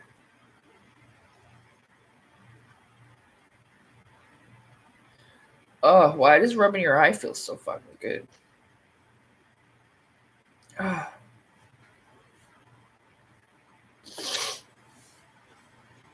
Oh, I like that. I've never thought of someone as a sexy ass roast beef. You should. It really, your partner, when you look at them, your mouth should water like you just want to devour them. Not literally, but like you want to breathe them into you. You want to taste them. I know that's real filthy, but it should be like that. That isn't necessarily lust, it's passionate.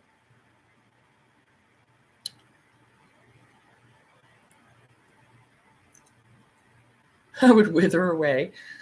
Yeah, some people need proteins. Hey Matthew, what's going on? Haven't seen you in a while.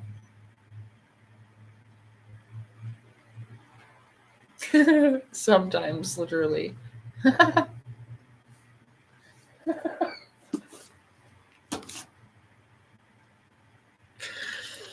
Yeah. But yeah, people should look at each other like they're a tasty snack. Who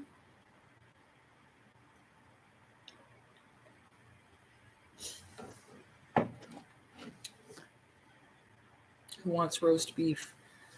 Remember, instead of who's got beef, who's got roast beef up in here? That'd be so funny.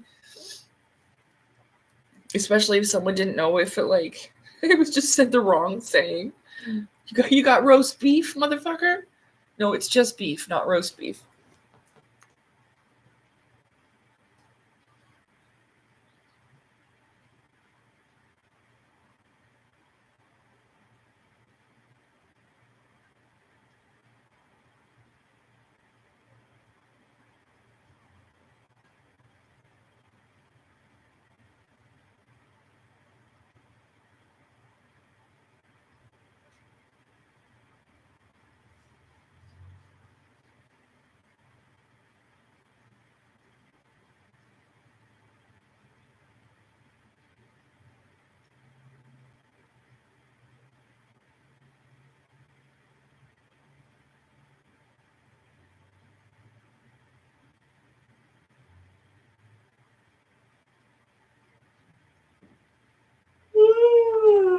Oh my god, I can't stop fucking yawning.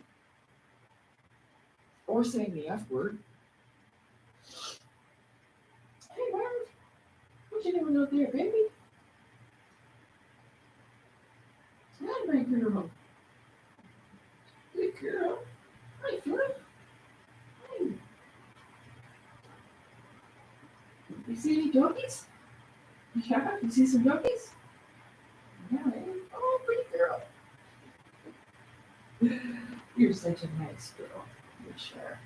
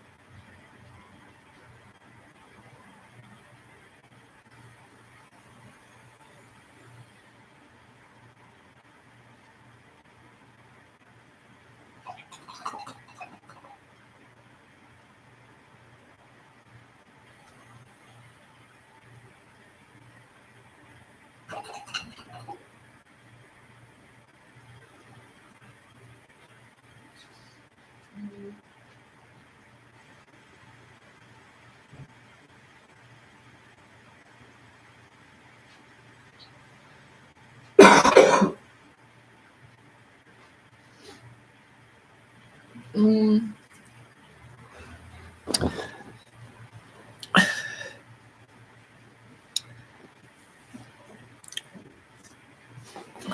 Well, that's good. Life was keeping you busy, Matthew.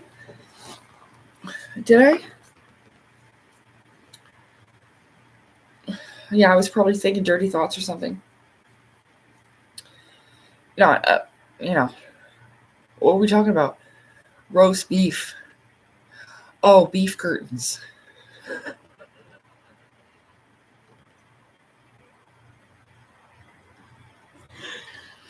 That's what I was laughing about.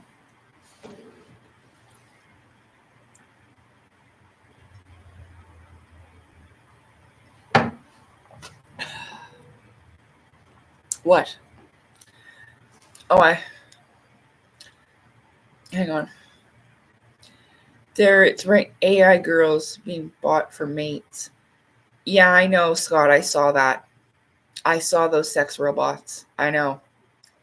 And some guy, okay, in the video, the man that was talking about the women in the video, he's like, says to the women, he's like, women, your day of reckoning is coming. And then someone left a comment like that on my page. Your day of reckoning is coming. Yeah, go on with your sex doll and piss off then. Oh my God. Like, they actually think that we care. And that's what the women were saying. Like, we don't care. If you want to get one, go ahead and get one. Just leave us alone. Just leave us alone. Hello, Inner Mystic. I hope all is well from Long Island, New York. I will, Mike. I apologize, okay? It took me forever to go look at JB's channel, and I apologize to him for doing so. I'm not doing it purposely. I'm off in my own world, and I am not used to having other people in my bubble, but I will make an effort more so, and I will make it a point to go and listen to your music, okay?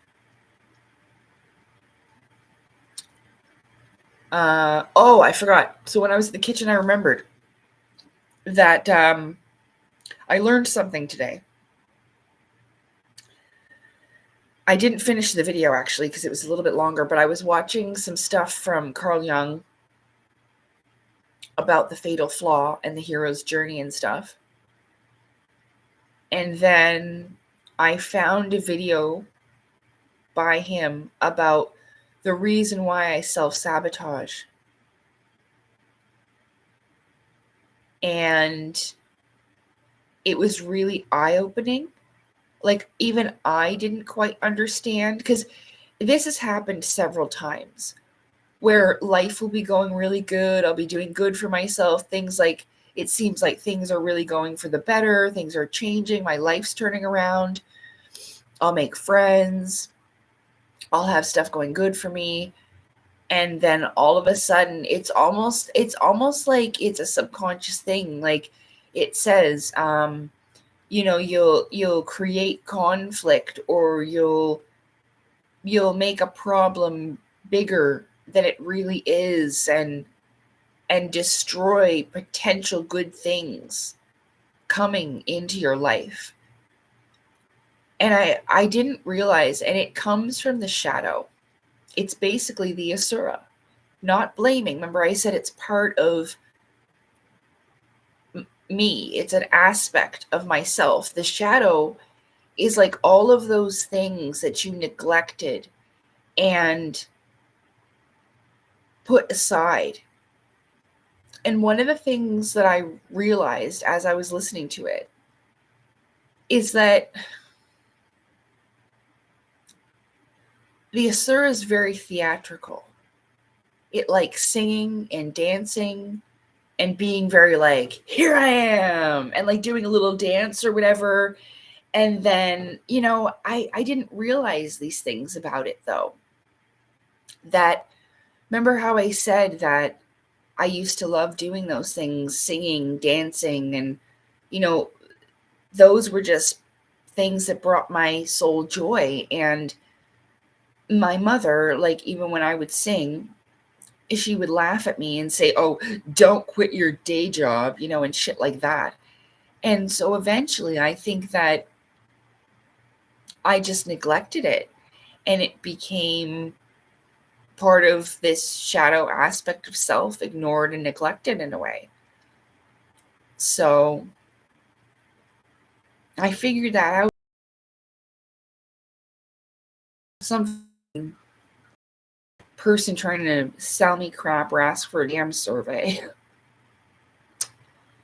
But no, I know I'm not obligated to do anything, but that's what you do when you're friends with people and you want to create connections. It's an equal give and take. So as you are here on my channel, it's a courtesy and almost like a returned kindness to do the same for another.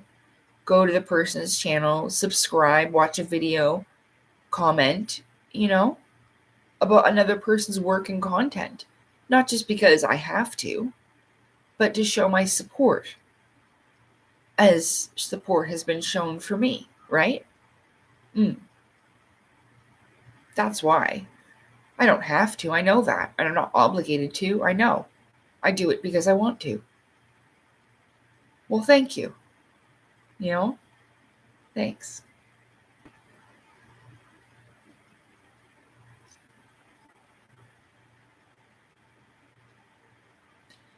That's a big thing about this whole thing. Like, I didn't have to tell people the actual truth about the Asura. I could have done what those other people did. But I didn't want to. And it never even crossed my mind. Like, make up some story about the secret space program or what the fuck ever. I could have. But I didn't want to. I really strongly feel, because so many bad things have happened to me, and I know how it feels to go through that. I know how it feels like to want to be treated equally, respected equally, seen equally in a way, but not having that happen. So I strongly believe in do unto others as you would have them do unto you. Especially when you know how it feels. If you wouldn't want that done to you, why would you do that to somebody, Again, no one's perfect, including myself, but I really try. I do. But my lower aspect of self, like I said, and it's not that it's evil. Evil's made, not born anyway, or created, rather. And so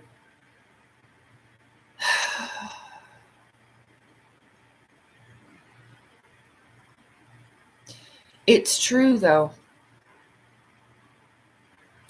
And I couldn't figure out why I was doing it. It almost felt like a curse. And then I was just saying that to myself the other day. It's almost like every time my life starts to get good, I will wreck it. Not even knowing why, or wreck relationships. And it says in the video where, and I think it is true. Like, I'll create scenarios. So almost like testing the person to leave, and then they do. So I can say, ha, I knew it. Because it's almost like it's what I've been trained to expect. Like, it's happened so many times, so I almost expect it. I didn't really see it as clearly as I do now.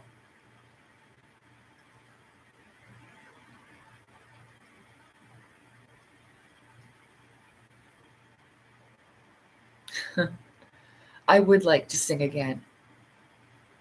I was really good at it.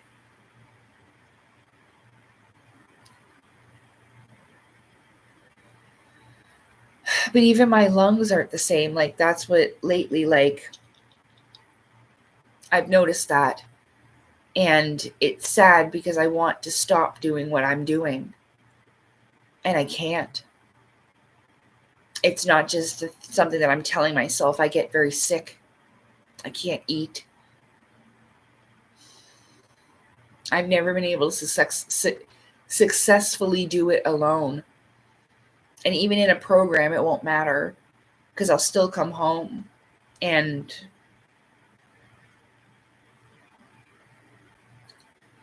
I smoke the marijuana to fulfill a lack and to numb my pain in a way.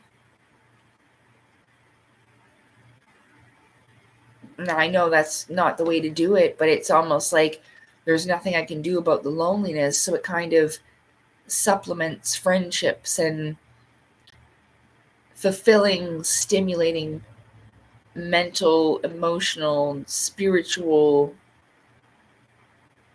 interactions with others.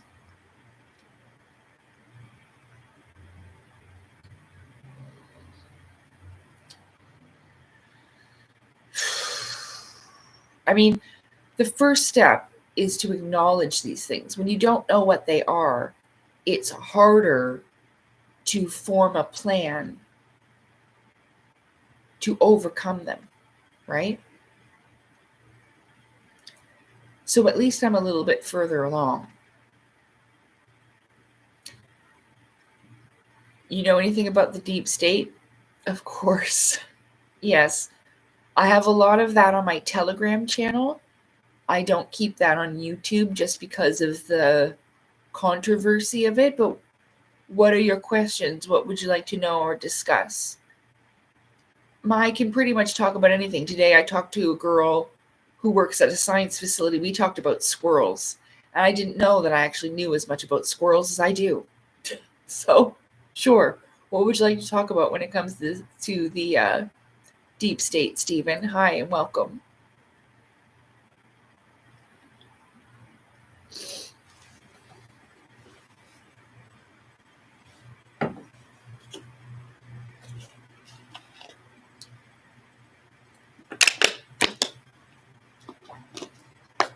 She knows pretty much everything. That's not necessarily true. Mm-mm. I will say this, I know a little tiny bit, even if it's one or two things, about a lot of shit. So like squirrels or, cork or, whatever. Like cork comes from a tree. It's actually from a tree. That's where you get that from. So, but there is like little things. You don't want to hear it, but the Dark Lords. What, like Voldemort? What do you mean?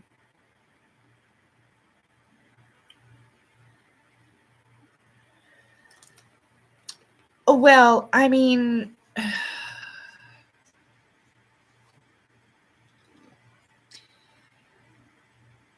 I honestly have, like, not right now, but sometimes I just carry like a pain in my chest. I read a book. Like, sometimes I know that I need to cry, but I can't. I know this isn't good for me. Energetically, even in the heart chakra, it's not good for me.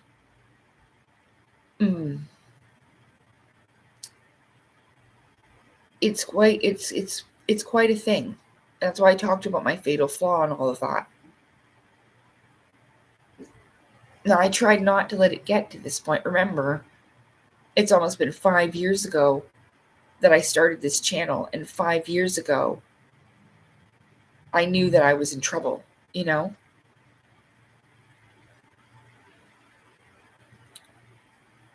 Just for my overall well-being, my mental state, all of those things, the state of my physical body. I mean, I've been struggling a long time, and I think it was in 2014.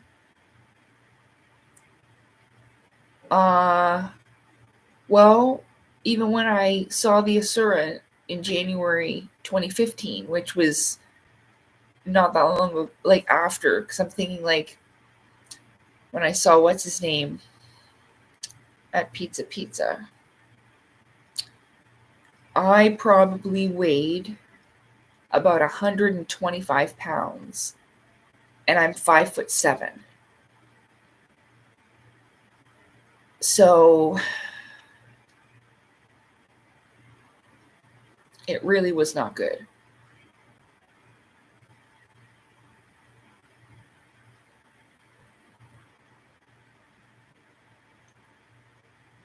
Oh boy.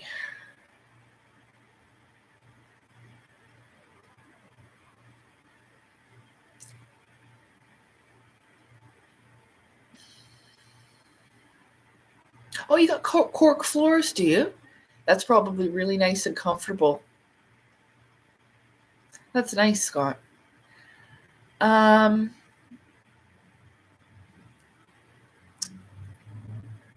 Stephen Brooks, who told you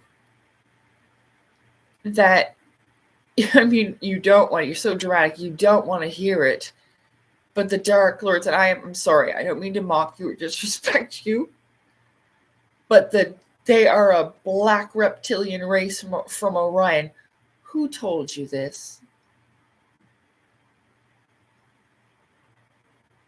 Hi, Floshi, you're still here. Hello. Good to see you. Who told, but Stephen Brooks, who told you that they're a black reptilian race from Orion? Everybody's got somebody to blame, don't they? It'll probably be some new person that I haven't heard of. They've got a new story. Hi, Cloudy. Yes, Salem as well. We got him to the vet. He is just fat. Those are fatty deposits on his back. That is not cancer. I went to jump to the absolute worst conclusions like I usually do. And I deeply apologize. But he is good. He's just fat. And we're working on a diet plan and everything to help him lose weight. Thank you very much for asking. Want to know my special talent? Sure. I absolutely do. I hope. They enslave the... Oh my goodness. Has somebody made this up? Who told you this, Stephen? They enslave the Alpha Draconis. So now there's like... Because the Draco used to be on top. Now there's someone new. I see. I'm sorry, I don't mean to be an asshole to you, Stephen. I've heard so much of this stuff. Look, hon.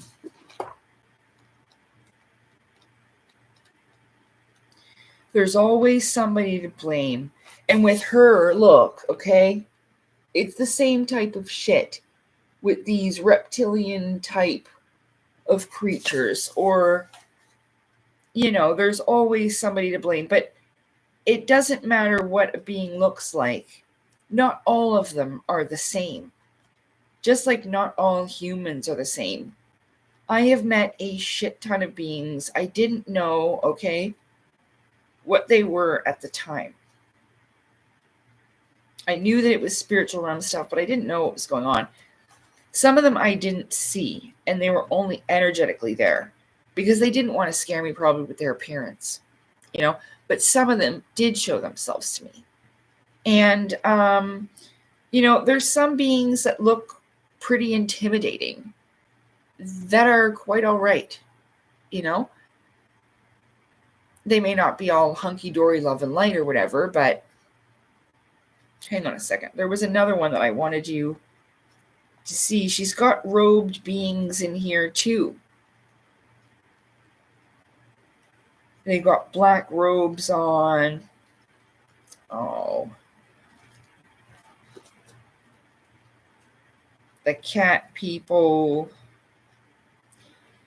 It's all the same kind of stuff, okay? That's probably not true. It may be true in somebody's inner universe, but that doesn't mean that it necessarily reflects out there. There is, from all the research that I've done, there does seem to be a force almost like the Empire and the Sith in Star Wars, okay? It does. It seems like what's happened is we've been taken over by something like this, okay? Whether you call them custodians or Anunnaki or colonizing race. I forget what the other one was for the pre-breakaway civilization, whatever. Galactic Federation, whatever. There is something above.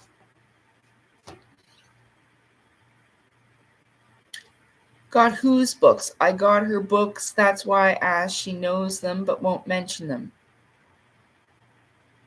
Who are you talking to? She who? Me or somebody else who told you this information about black reptilian beings that enslave the Alpha Draconis? See, there's so many. This is why it's confusing people. It may be that way for someone inside of their universe, for them. But this is so individualized, just like Claudio Nocelli talked about the custodian sticking a thing up his nose. And I was thinking, I didn't actually read the book, right? It was just based upon that lady's thing. I can't bear it. I cannot bear it. If it says in that book that he actually went over the ice physically, like went over it, no, my head's going to fucking spin and fly off into outer space. Forget it. I can't do it. So that's why. But, Elena Danaan. Of course, Elena Danaan.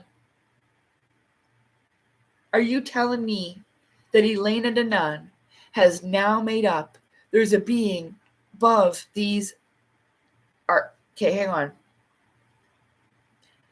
Just answer me this. Is this who you're telling me you got this information from, or are you talking about because of the book that I have here? We need to be clear, because I'm not upset with you. I just can't believe it. If she's made up something else, I can't. So what was it? I studied every single capital of the world. Oh, that's amazing. That's amazing, Floshi. I didn't see that. Sorry. I just got so distracted with this because there's people that are making shit up as they go to try to stay on the top of the narrative, to be number one, and it's getting really old. The Orion Project by Ava Draconis. I don't even know who that is. Okay, yeah. Like I said, it might be true to her. There's always, because the reptilians, you go from, for me, it wasn't the reptilians anymore. It was this custodial higher society. So this is a process of understanding. It doesn't mean that it's necessarily true. So that's why when you came in and presented it to me like this, I was like, oh, because it might be true for her. And if it's helped you to be able to understand a bigger picture of things, that's great. But that doesn't mean that's the way it is. Unless you've actually seen and experienced this for yourself, that's the only way it's going to be perceivable to you, is through your own experiences.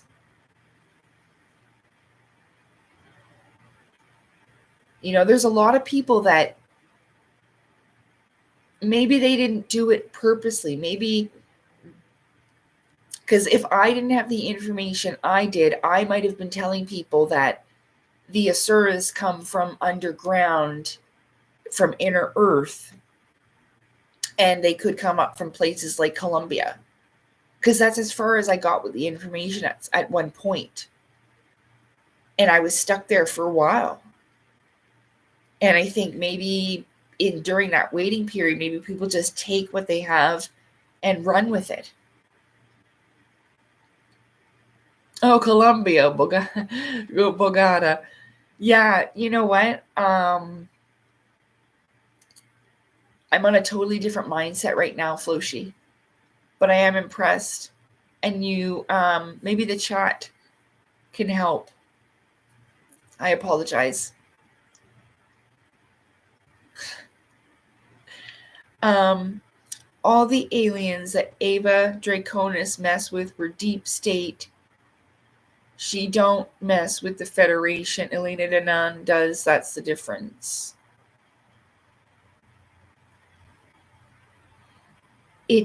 It doesn't matter. Even these people that talk about the deep state, Q was all made up. Shadows of Ezra, all made up.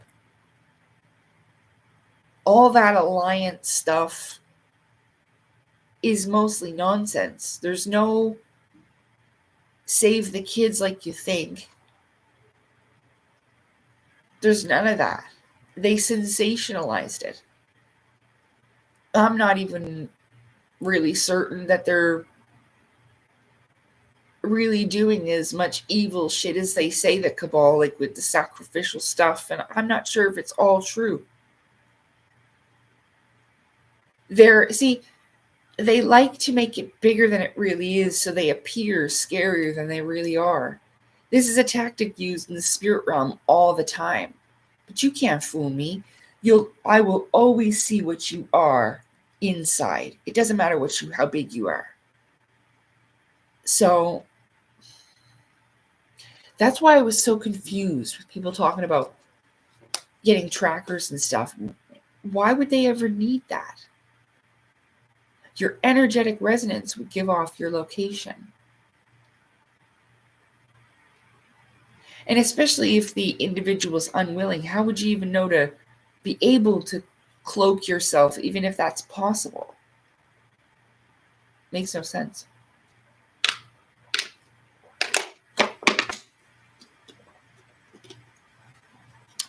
But yeah, people like Elena Denon, anybody that tells you they think that, they know what's going on, here's the story here. There's a lady going around.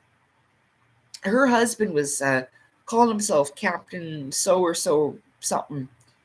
And he was going around telling people he was on spaceship with aliens that look like raptors, and he called them the Raptors. And he had a wild story too. Again, I apologize, but I just, well, no, number one, I have no idea. Eva Draconis is clearly a fake name. I have no idea who that is. There's a new one every day, apparently. I'm not into that anymore. I don't have social media. I don't search on that. I don't know what Elena Danon's up to, and I don't care. Don't care. I'm over it. They've exhausted me. Now even Corey Goods come out to try and keep his grift going, saying, oh, the Acrons made me lie. And this comes from Gnosticism. Acrons, Anunnaki, Anshar. As if. I tried to fucking warn him. He didn't listen. But they still have him. That's the thing. Even if he's unaware of it, he's still chasing that money, making stuff up, making his whole family talk about their fake ass experiences about how a spaceship landed in the backyard.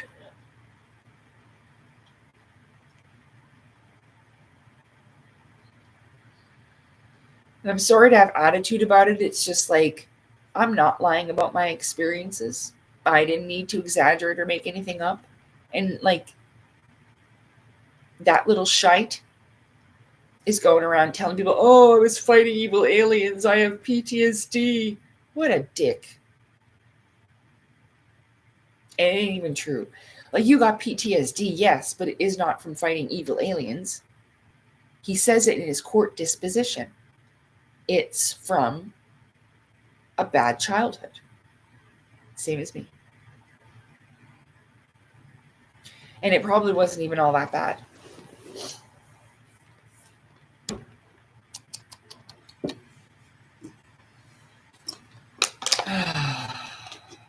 So, no. I'm not trying to be rude, but you don't know. I would appreciate you not to message me on Telegram about this. As you can tell, it stresses me the hell out. And I'm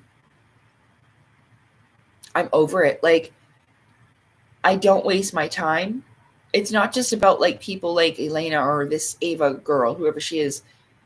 I don't worry about the deep state. I don't think about them. All I'd like to do is find a way to fix this a little bit to create unity. If they have an alliance of bullshit, we need an alliance of something better. Real truth speakers, people that aren't afraid to be honest and genuine and real about this. They don't need to make anything up. There's no need. And there's no motivation. I have absolutely, the only thing that I gain from this is that, like I said, I finally feel seen, loved, appreciated, and just like acknowledged for the person I am, loved for who I really am. You know, I guess that's really what it comes down to. And we all want that, you know? But I knew that no one really loved me for who I am, truly, if I pretended to be something that I was not. That was for sure. So, yeah. What about so-called Galactic Council? Oh my goodness. Well, okay. There is what I've come to know this in my studies, all right? For what it is for me. There are spiritual hierarchies, different groups that have different jobs, probably that oversee different things. So if it means like that kind of a galactic council, sure. But like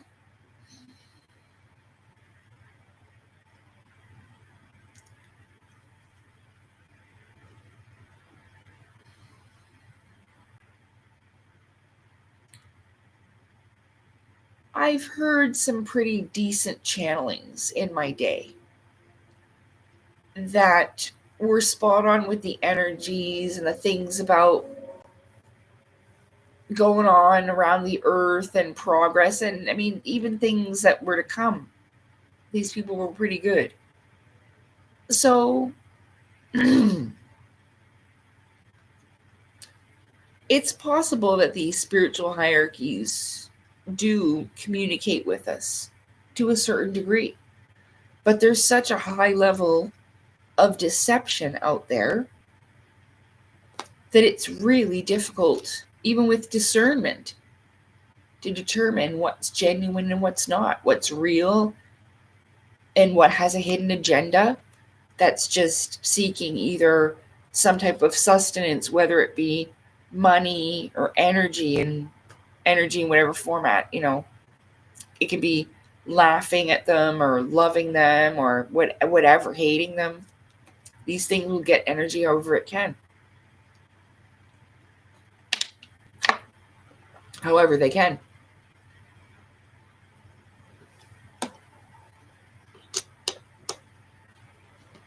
Well, outer space isn't a thing, to me anyway.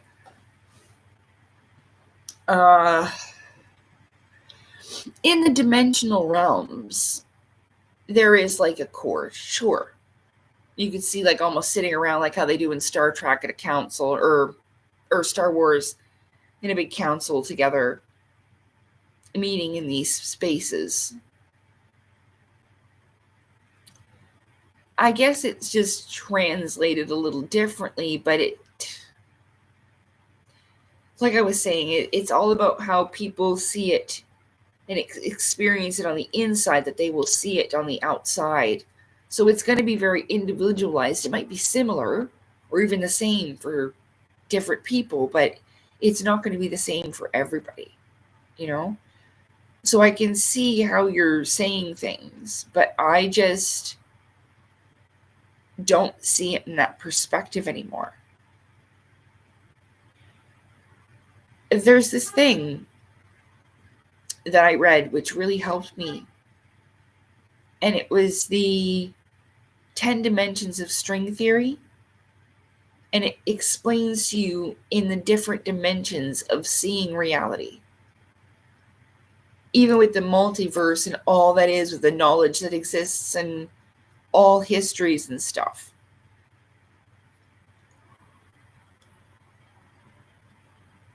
It's just different ways of translating the same thing, I think. Maybe at different levels of understanding.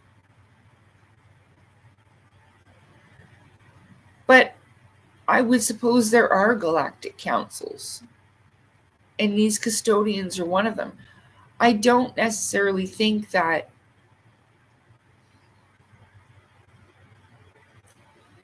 because clearly in Soul School there is a plan here for the souls that are here. I've always known that this is a big school, so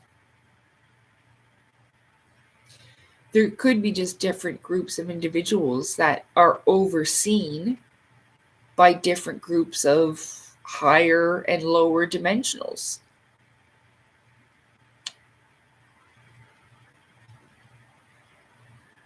So it's not like these things aren't real. I just think that maybe they need to be seen a little bit in a different light. Because if people think they're sitting out there I mean, they may be meeting in a spaceship, you know, but this is the material plane.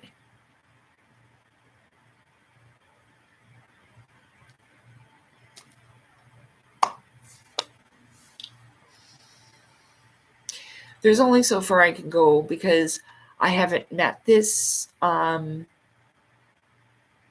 what do they call, like, breakaway civilization society, the ones that were observing me uh as far as we figure in July 2017. Like, I haven't shaken hands with them. I haven't talked to them. I mean, I saw them with my own eyes in this body in that ship, if that's who it was. There's only so far I can go with it, though. But I do believe that there's, like, you know, people translating it differently at their knowledge level and experience.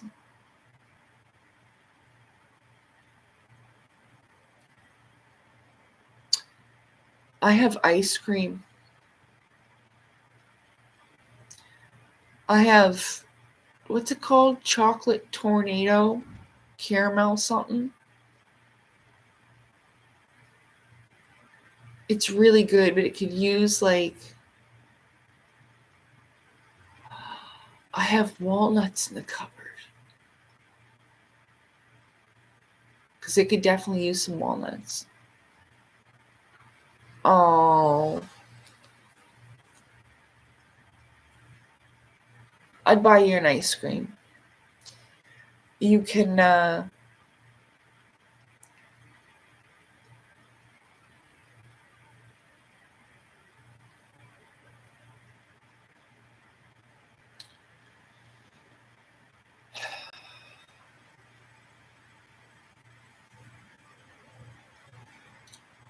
well, I wish I could share my inner Salem.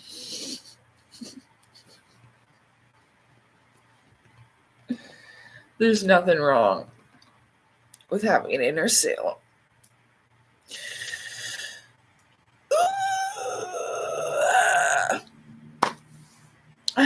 Um,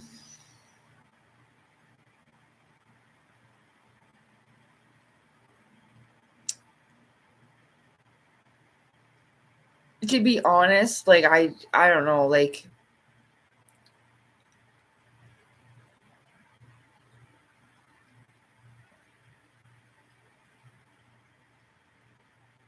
I'm sure it's the individualism, like I was saying, like, how you see it on the inside is how you're gonna see it reflect to the outside. Yeah. That the only book you have of hers? Yeah. Yeah, from Elena. Yeah, I used to love Elena Donan. I was a big fan of hers. I watched every live. I was watching every video, and in and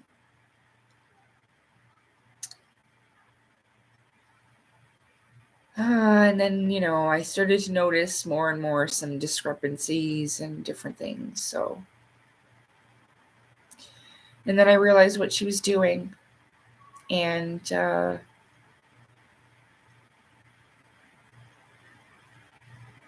this kind of broke my heart. Really, I admired her a lot, and I mean, it's not that her book isn't good, because it is. This one's really good. Like, she documented a lot of beings. Some of them I've seen, some of them I haven't. Uh, and you might experience them. Like, I mean, the way that I draw the Asura isn't necessarily how it looks like in real life.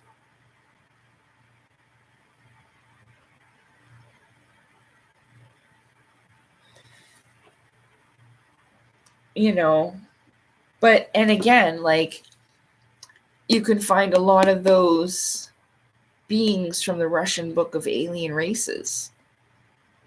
So, but again, as like an encyclopedia of collected information, it's pretty cool. You know, it's good. I enjoyed it. I didn't read all the stuff about the different races. I couldn't.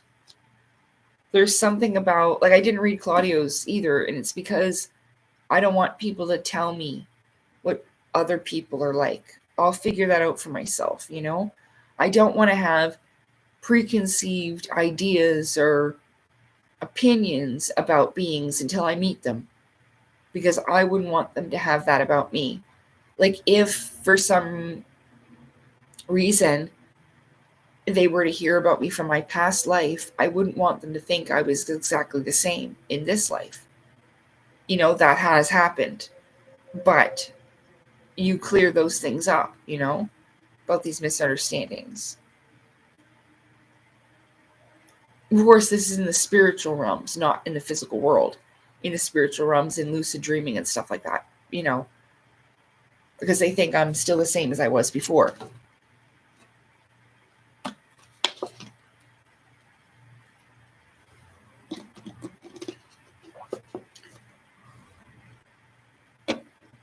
But, you know,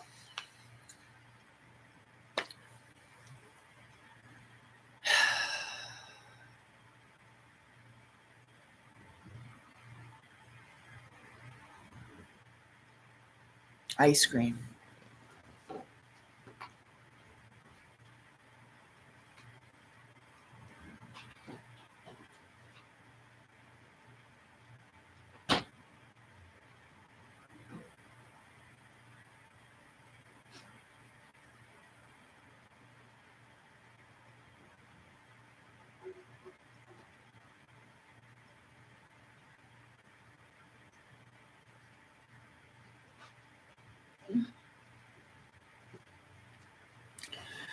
I didn't get a bowl. Look, caramel tornado. Mmm.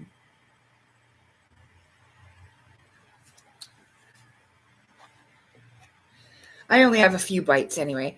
I don't normally do this, but I live all by myself, and no one ever comes to visit. So you probably wouldn't want this ice cream, because I definitely have eaten it just like this with a spoon.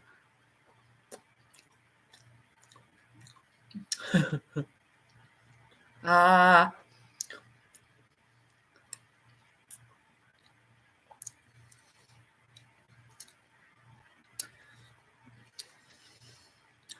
Ah. Ah. Ow. Ow. Ow.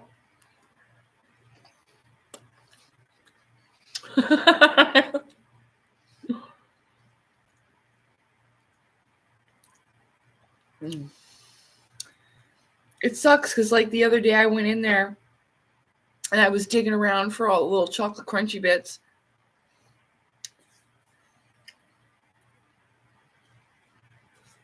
And now I can't.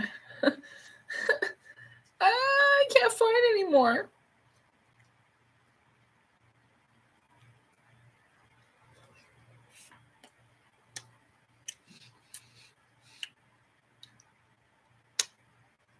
Mm.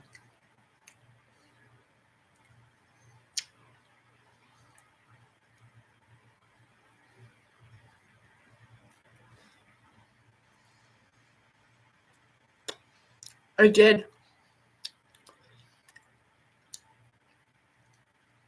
I went in there and I ate all the good stuff out. I remember there was this one Ben and Jerry's ice cream that I used to buy. And it was so good. It was called New York Super Fudge Chunk. It had walnuts in there and big old chunks of chocolate. And there was like dark chocolate and white chocolate. But I don't think they make it anymore. I love mint chocolate chip ice cream. That's one of my favorite flavors.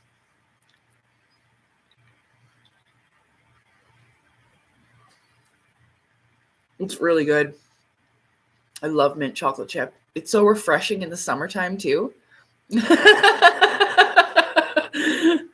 Girl.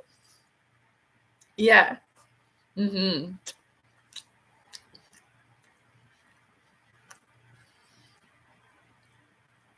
Mm. Pistachio ice cream is really good too. And I had a really amazing matcha green tea ice cream. Ooh, that was really good.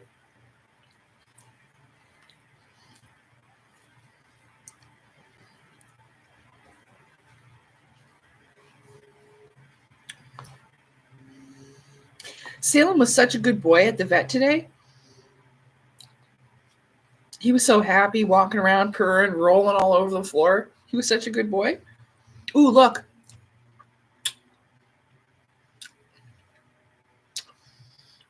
A chocolate bit. Looks like a little crunchy cup. Mmm.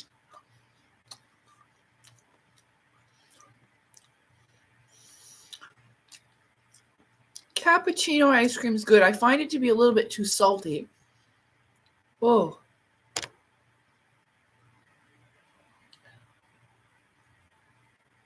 I just got dizzy.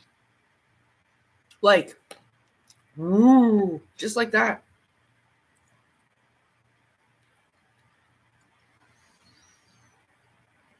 That was weird. Remember I said I felt like I had low iron or something? I still feel like that. Even though I ate and I'm eating, I don't feel right.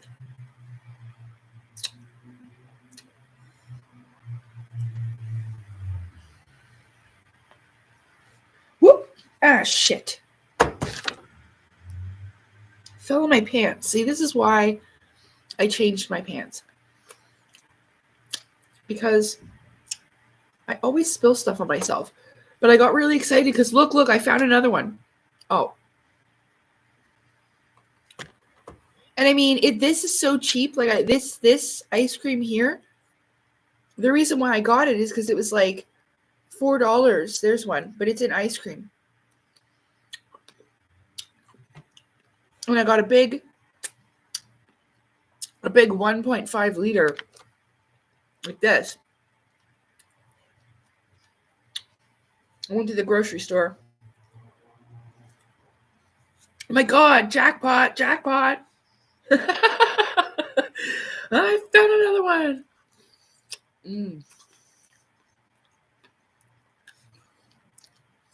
Are those your fat pants? No. I do have those though. I've got fat pants.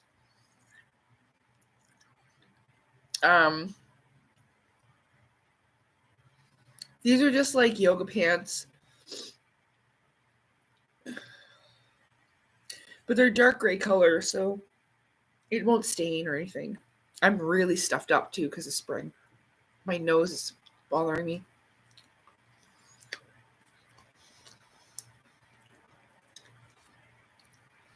I love cookie dough ice cream too. And when I go to Dairy Queen, I like Score. Score. Mmm.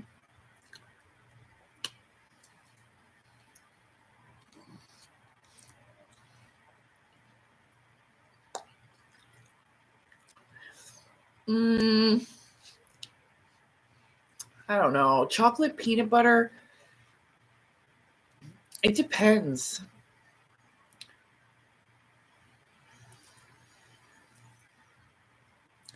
I don't know how much of a fan I am of chocolate and peanut butter together.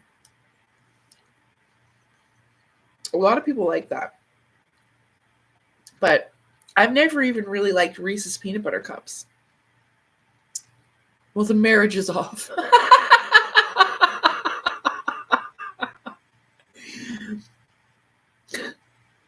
Yeah, it's a deal breaker. But I do like I like Reese's peanut butter cup cereal. I've had that cereal before and I like that.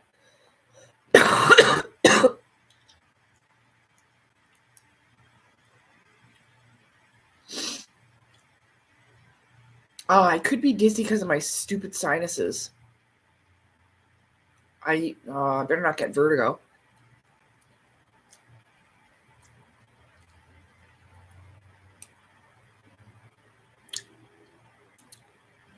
The cups are better than the cereal.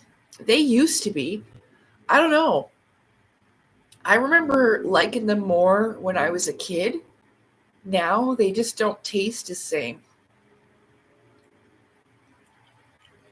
They taste too fake and artificial.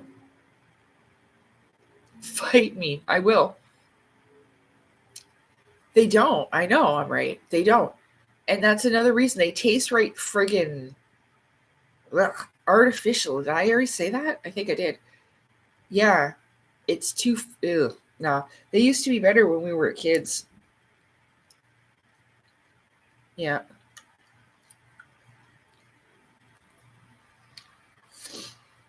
This is okay. It has like a really nice caramel in it. As well. Like a caramel sauce.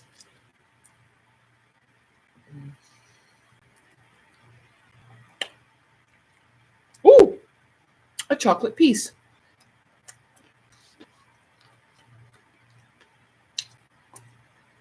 But I don't know. I just felt like coming on. Yeah, I like sorbet.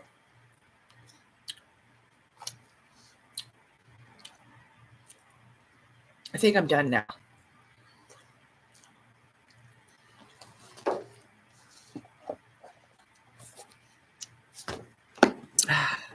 It was pretty good. That would have been really tasty if I had a brownie. A brownie and then some ice cream on the side. Everybody left. Nobody likes watching me eat. I don't care. Maybe they're just jealous. Maybe they all left to go to the store to get some ice cream.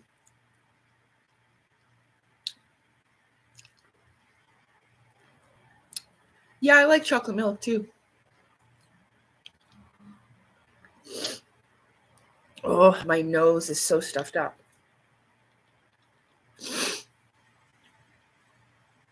Yeah, Skor ice cream is really good. It's like a Skor bar.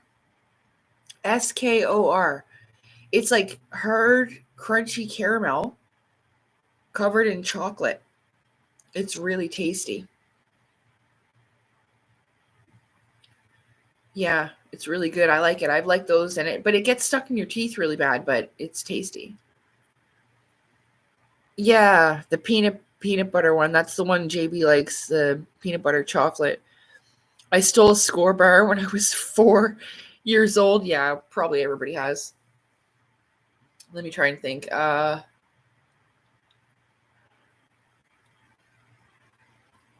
can hardly remember my fucking childhood.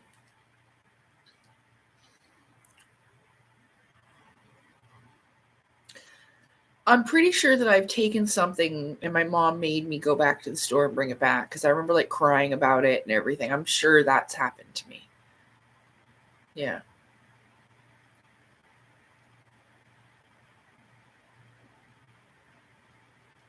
No big deal. Kids do that all the time. They don't really realize what they're doing anyway.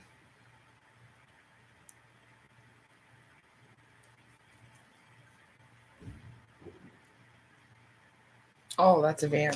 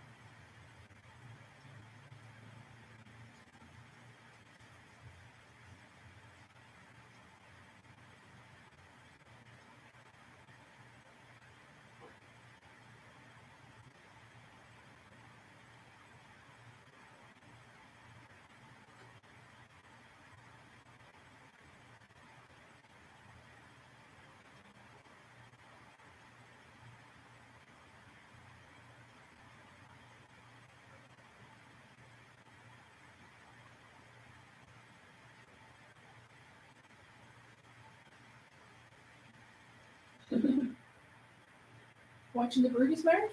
Good girl.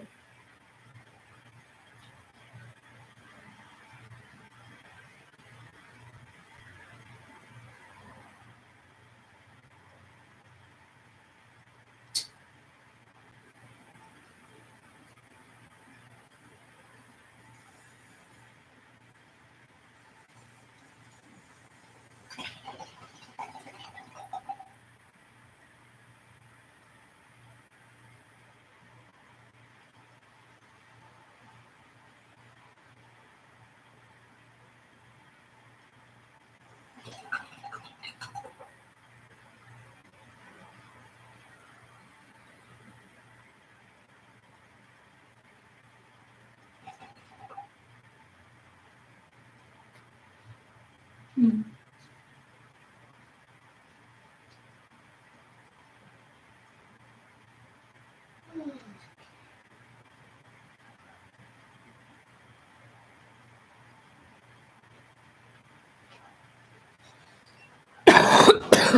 Well,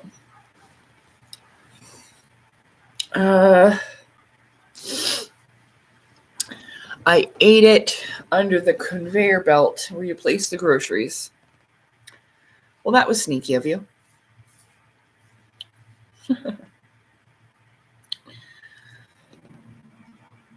Uh, well, Marvin's just outside, just sitting. She's good. She doesn't leave. She hangs out on the balcony.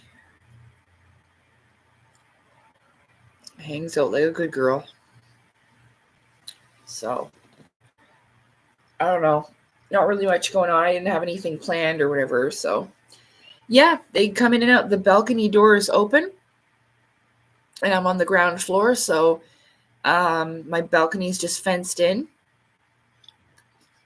and it's raised off the ground by only about this much.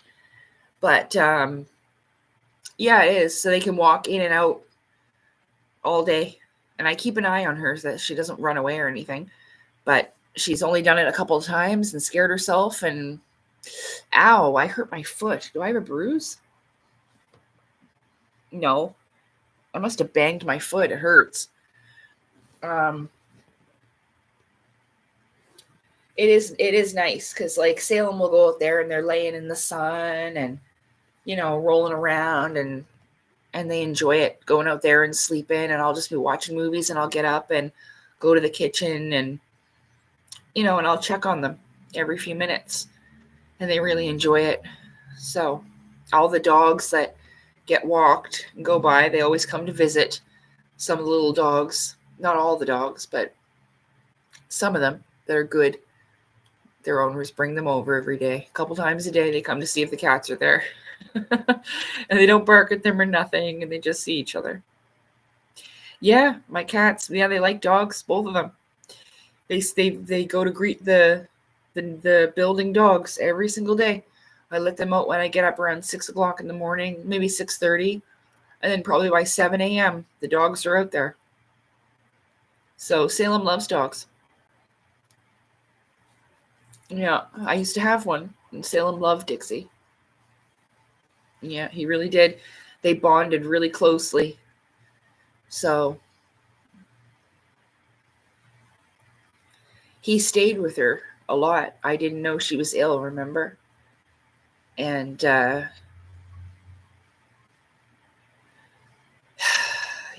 that was sad. Yeah. But yeah, they do. And it's nice. I like seeing the dogs that come by. I'll be like, hi, doggy. And they can see and they're all excited, sniffing the cats, and they don't bark. And yeah, it's really nice. All the dogs there that are like cats. Yeah, I love dogs too.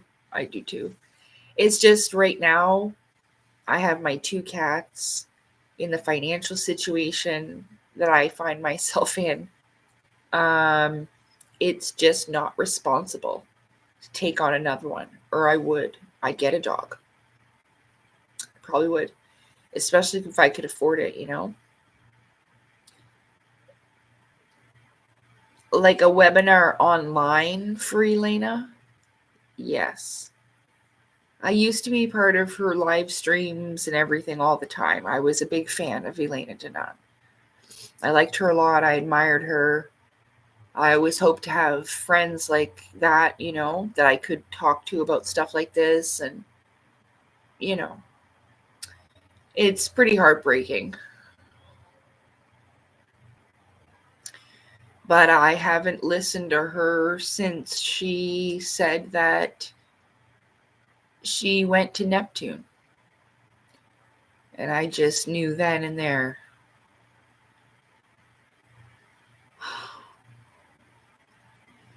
Yeah. But I did like her at one time. It's difficult because I remember what it was like to be so excited when I first found her stuff. And I do remember the development that progressed. But in the end, it doesn't leave you with a very good taste in your mouth. And that's what I mean by, in the end, I don't remember the things that she did. I just remember the fact that she's lied and made it play on words and the esoteric shit. You know what I mean? That's what I remember. So it kind of takes it away, Like I just can't see her the same as I once did, and I wish that I could, but I don't, I mean, I don't know if you like Elena. You kind of sound like you do, Stephen, and that's okay. I'm not judging you, but you do remember when she threw Megan Rose under the bus just because Megan Rose didn't want to go along with the narrative. Uh-oh.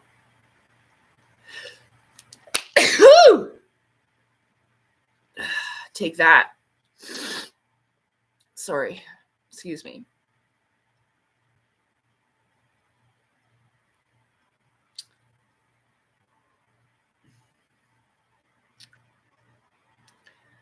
Because I certainly remember what she did to Megan Rose and in what fashion. And the same with Corey Good, how she just threw him right under the bus when she's doing the same thing as him. So it's a complicated thing for me. But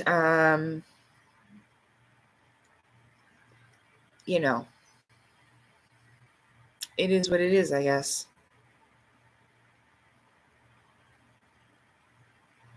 I just hope one day I will find somebody that is real out there like that, Because at first you feel less alone and then you don't,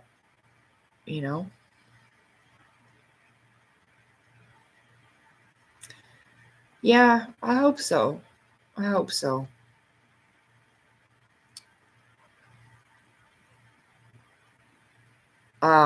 See, in the summer of 2023, I bought her book when it first came out, pretty much. That was maybe in 2020.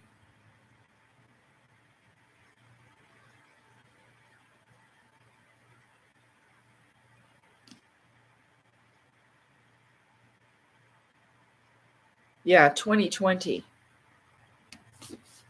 So now I have no idea what she's talking about, but I think maybe even new people won't know these things. Maybe she'll think maybe people forget. I don't know, but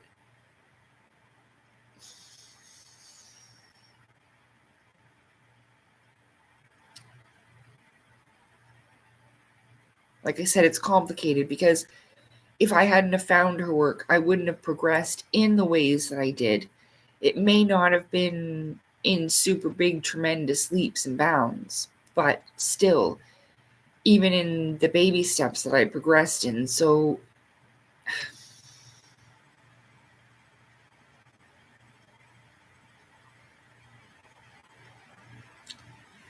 I've said before, like, was it right? For me personally, if you were to ask me, do I feel like what they did was right or wrong? I'd say, well, I feel like it was wrong.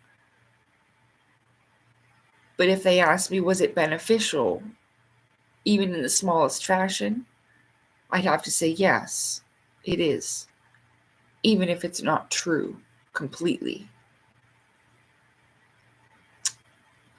Again, it doesn't give you a very good taste after, it's kind of, well, not necessarily bitter, it's just not necessarily pleasant.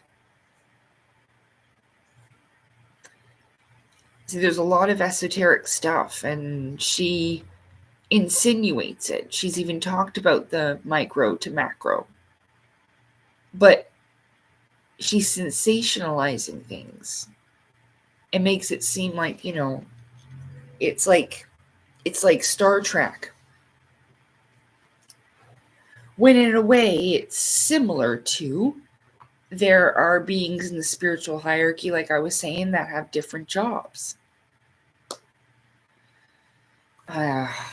See, it shouldn't feel that way. That's the thing.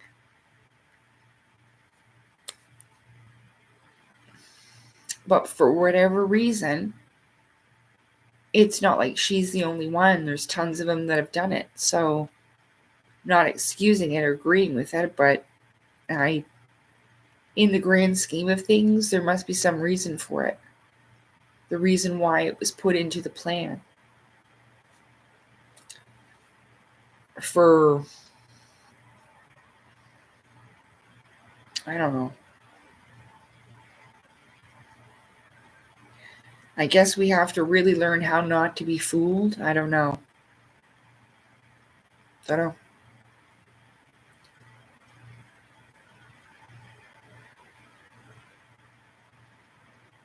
Everybody contactee sees that way.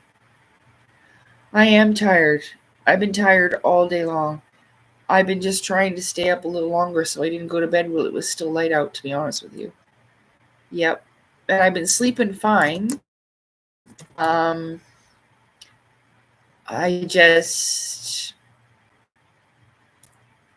don't know, like I said, maybe it's low iron.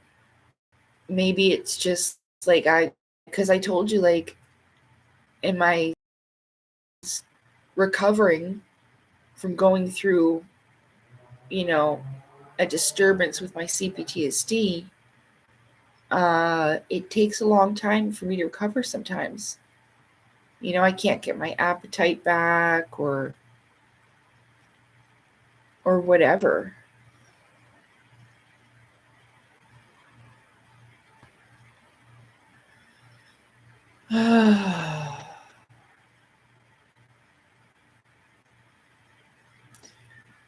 So that's all it is. I just need to get my eating back on track, and it should be okay. But I am tired. I've been tired all day, especially like when it came to my nap time, and I couldn't take my nap because Salem and I had to go to the vet in a little bit. That sucked. But I did it anyway.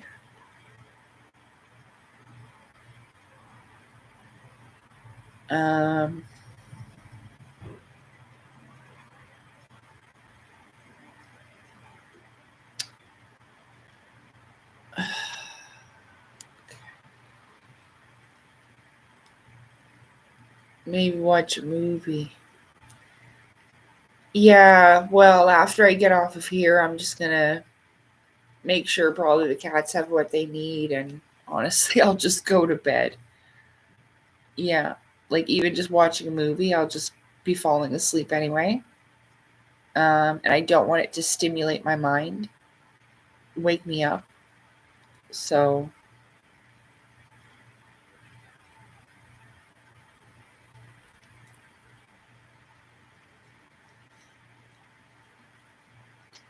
yeah, it was good. I'm glad to have come on and talk with y'all.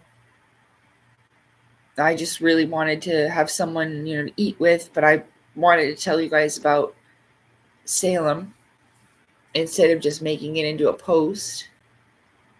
Um,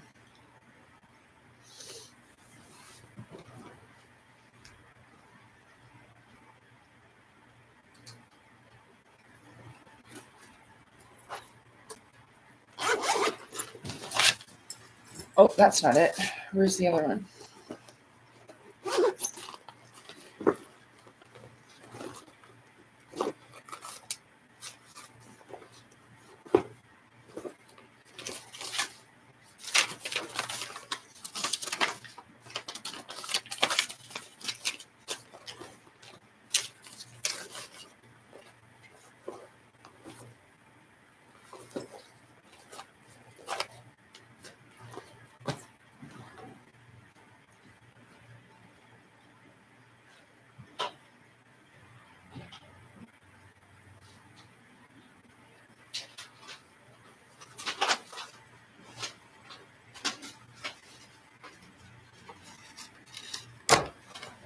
See, just in case no one believes me, I'm just going to make sure none of my personal information is visible. But that is my receipt. See, $126. It's the money. That's my vet thing. See? Animal hospital. And then that's today's date. See? So, yeah. I did really go. Yeah. And that's another reason, like, that's, like, even if I'm not stressed on the outside, I was, still feeling it, so. Well, I know, but some people don't believe, say, oh, she's making it up or whatever, and I said I would show proof, and I did. Just forgot to until now. Yeah, so I really did go, but I am tired.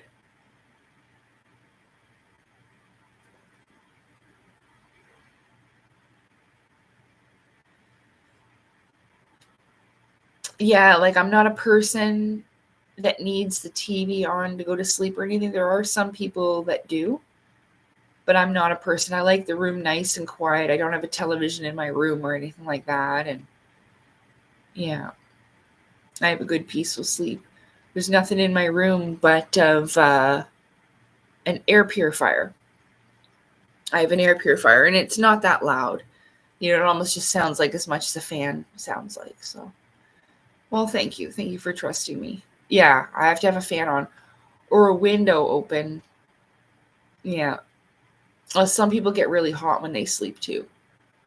So, but yeah, I like to have fresh air when I sleep because I have a hard time breathing for my allergies and the dryness or whatever. But yeah. So I'm going to let you go for now, but hopefully I will figure out, or maybe I don't have to. I can just come and have a chit chat, I guess, on a live. And yeah, hopefully I start to feel better.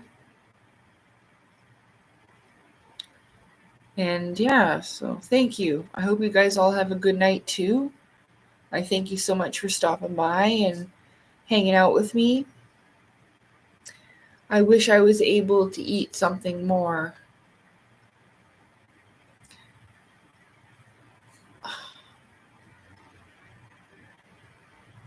I initially wanted to get macaroni and cheese and pulled pork,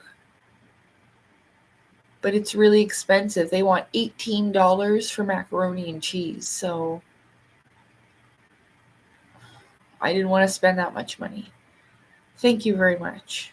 Yeah. Yeah. I was doing really good for a while, so. But I'm going to go to the grocery store tomorrow and I'm going to get some fruit again, and maybe that'll help. What the hell, what? I did good, yeah, with the food, and then what the hell? What do you mean?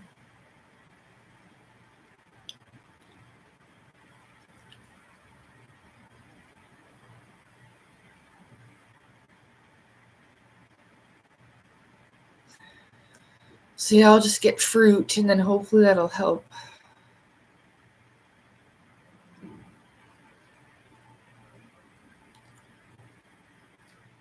Oh, okay. You've already forgotten. Okay. All right, everybody. Oh, the price of the mac and cheese. Yeah. Yeah. It's like a little container, like no bigger than what I had with those containers, and their macaroni and cheese is $18. You know, the reason why I have a difficult time with eating, but I also don't even have the energy to cook and I'll get overwhelmed. It's so annoying for me. So it's not like I just like going to get fast food or any of that. It's sometimes I don't have a choice because I'll stand in the kitchen and just stare at the cupboard or the fridge and I know that I need to make something. It's, oh my God.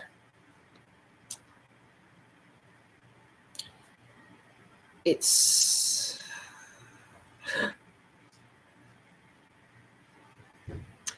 really not fun. Like, it's not that I feel like I'm unattractive or overweight. It has nothing to do with that.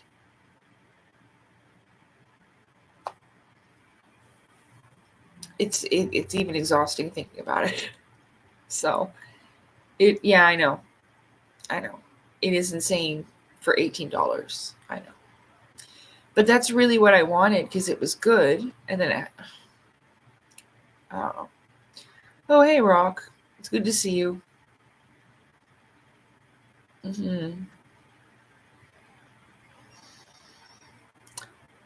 And so, like, even if I have toast, I won't eat it. It's like I have to force it down because I'm not hungry for it. Oh, it's and I haven't always struggled like this. I got the eating disorder thing after that guy abused me and everything. I didn't get that until like 2012. I started struggling with that. I started getting really skinny. Yeah. Why are grocery stores high there? Uh yeah, it's really expensive. Stupid expensive here. Way more than before. So I'm struggling more to have what I used to even. And I mean it was a little before, but now it's getting worse and it's just crazy. It cost $4 just to take the bus. And if I'm gone longer than that time with my transfer, then I have to pay another $4 and carry all that groceries from the fucking food bank too. So if I go to the food bank, I got to go all the way downtown, pay that money, carry those groceries. I don't know which bus that goes up by there. It's so stressful. I know I'm such a complainer, but I'm trying not to stress myself out.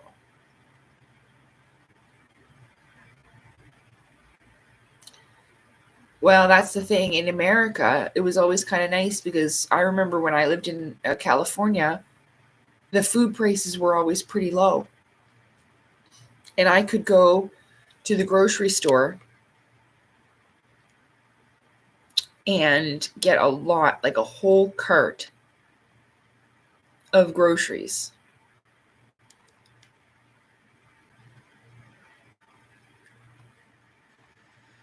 So, can't anymore. That's for sure.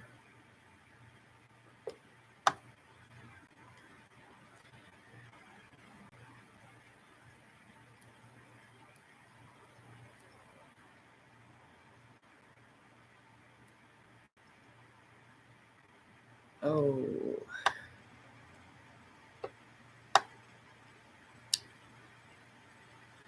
Okay. Yeah. All right. Well,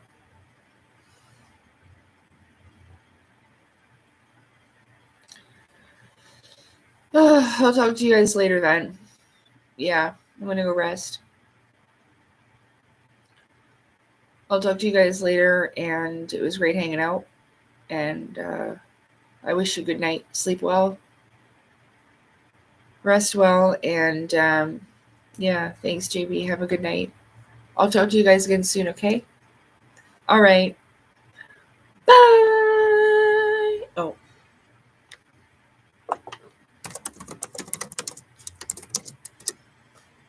There we go. Bye. Oh, sorry. Okay, see you later. Good night. Bunny. Bye.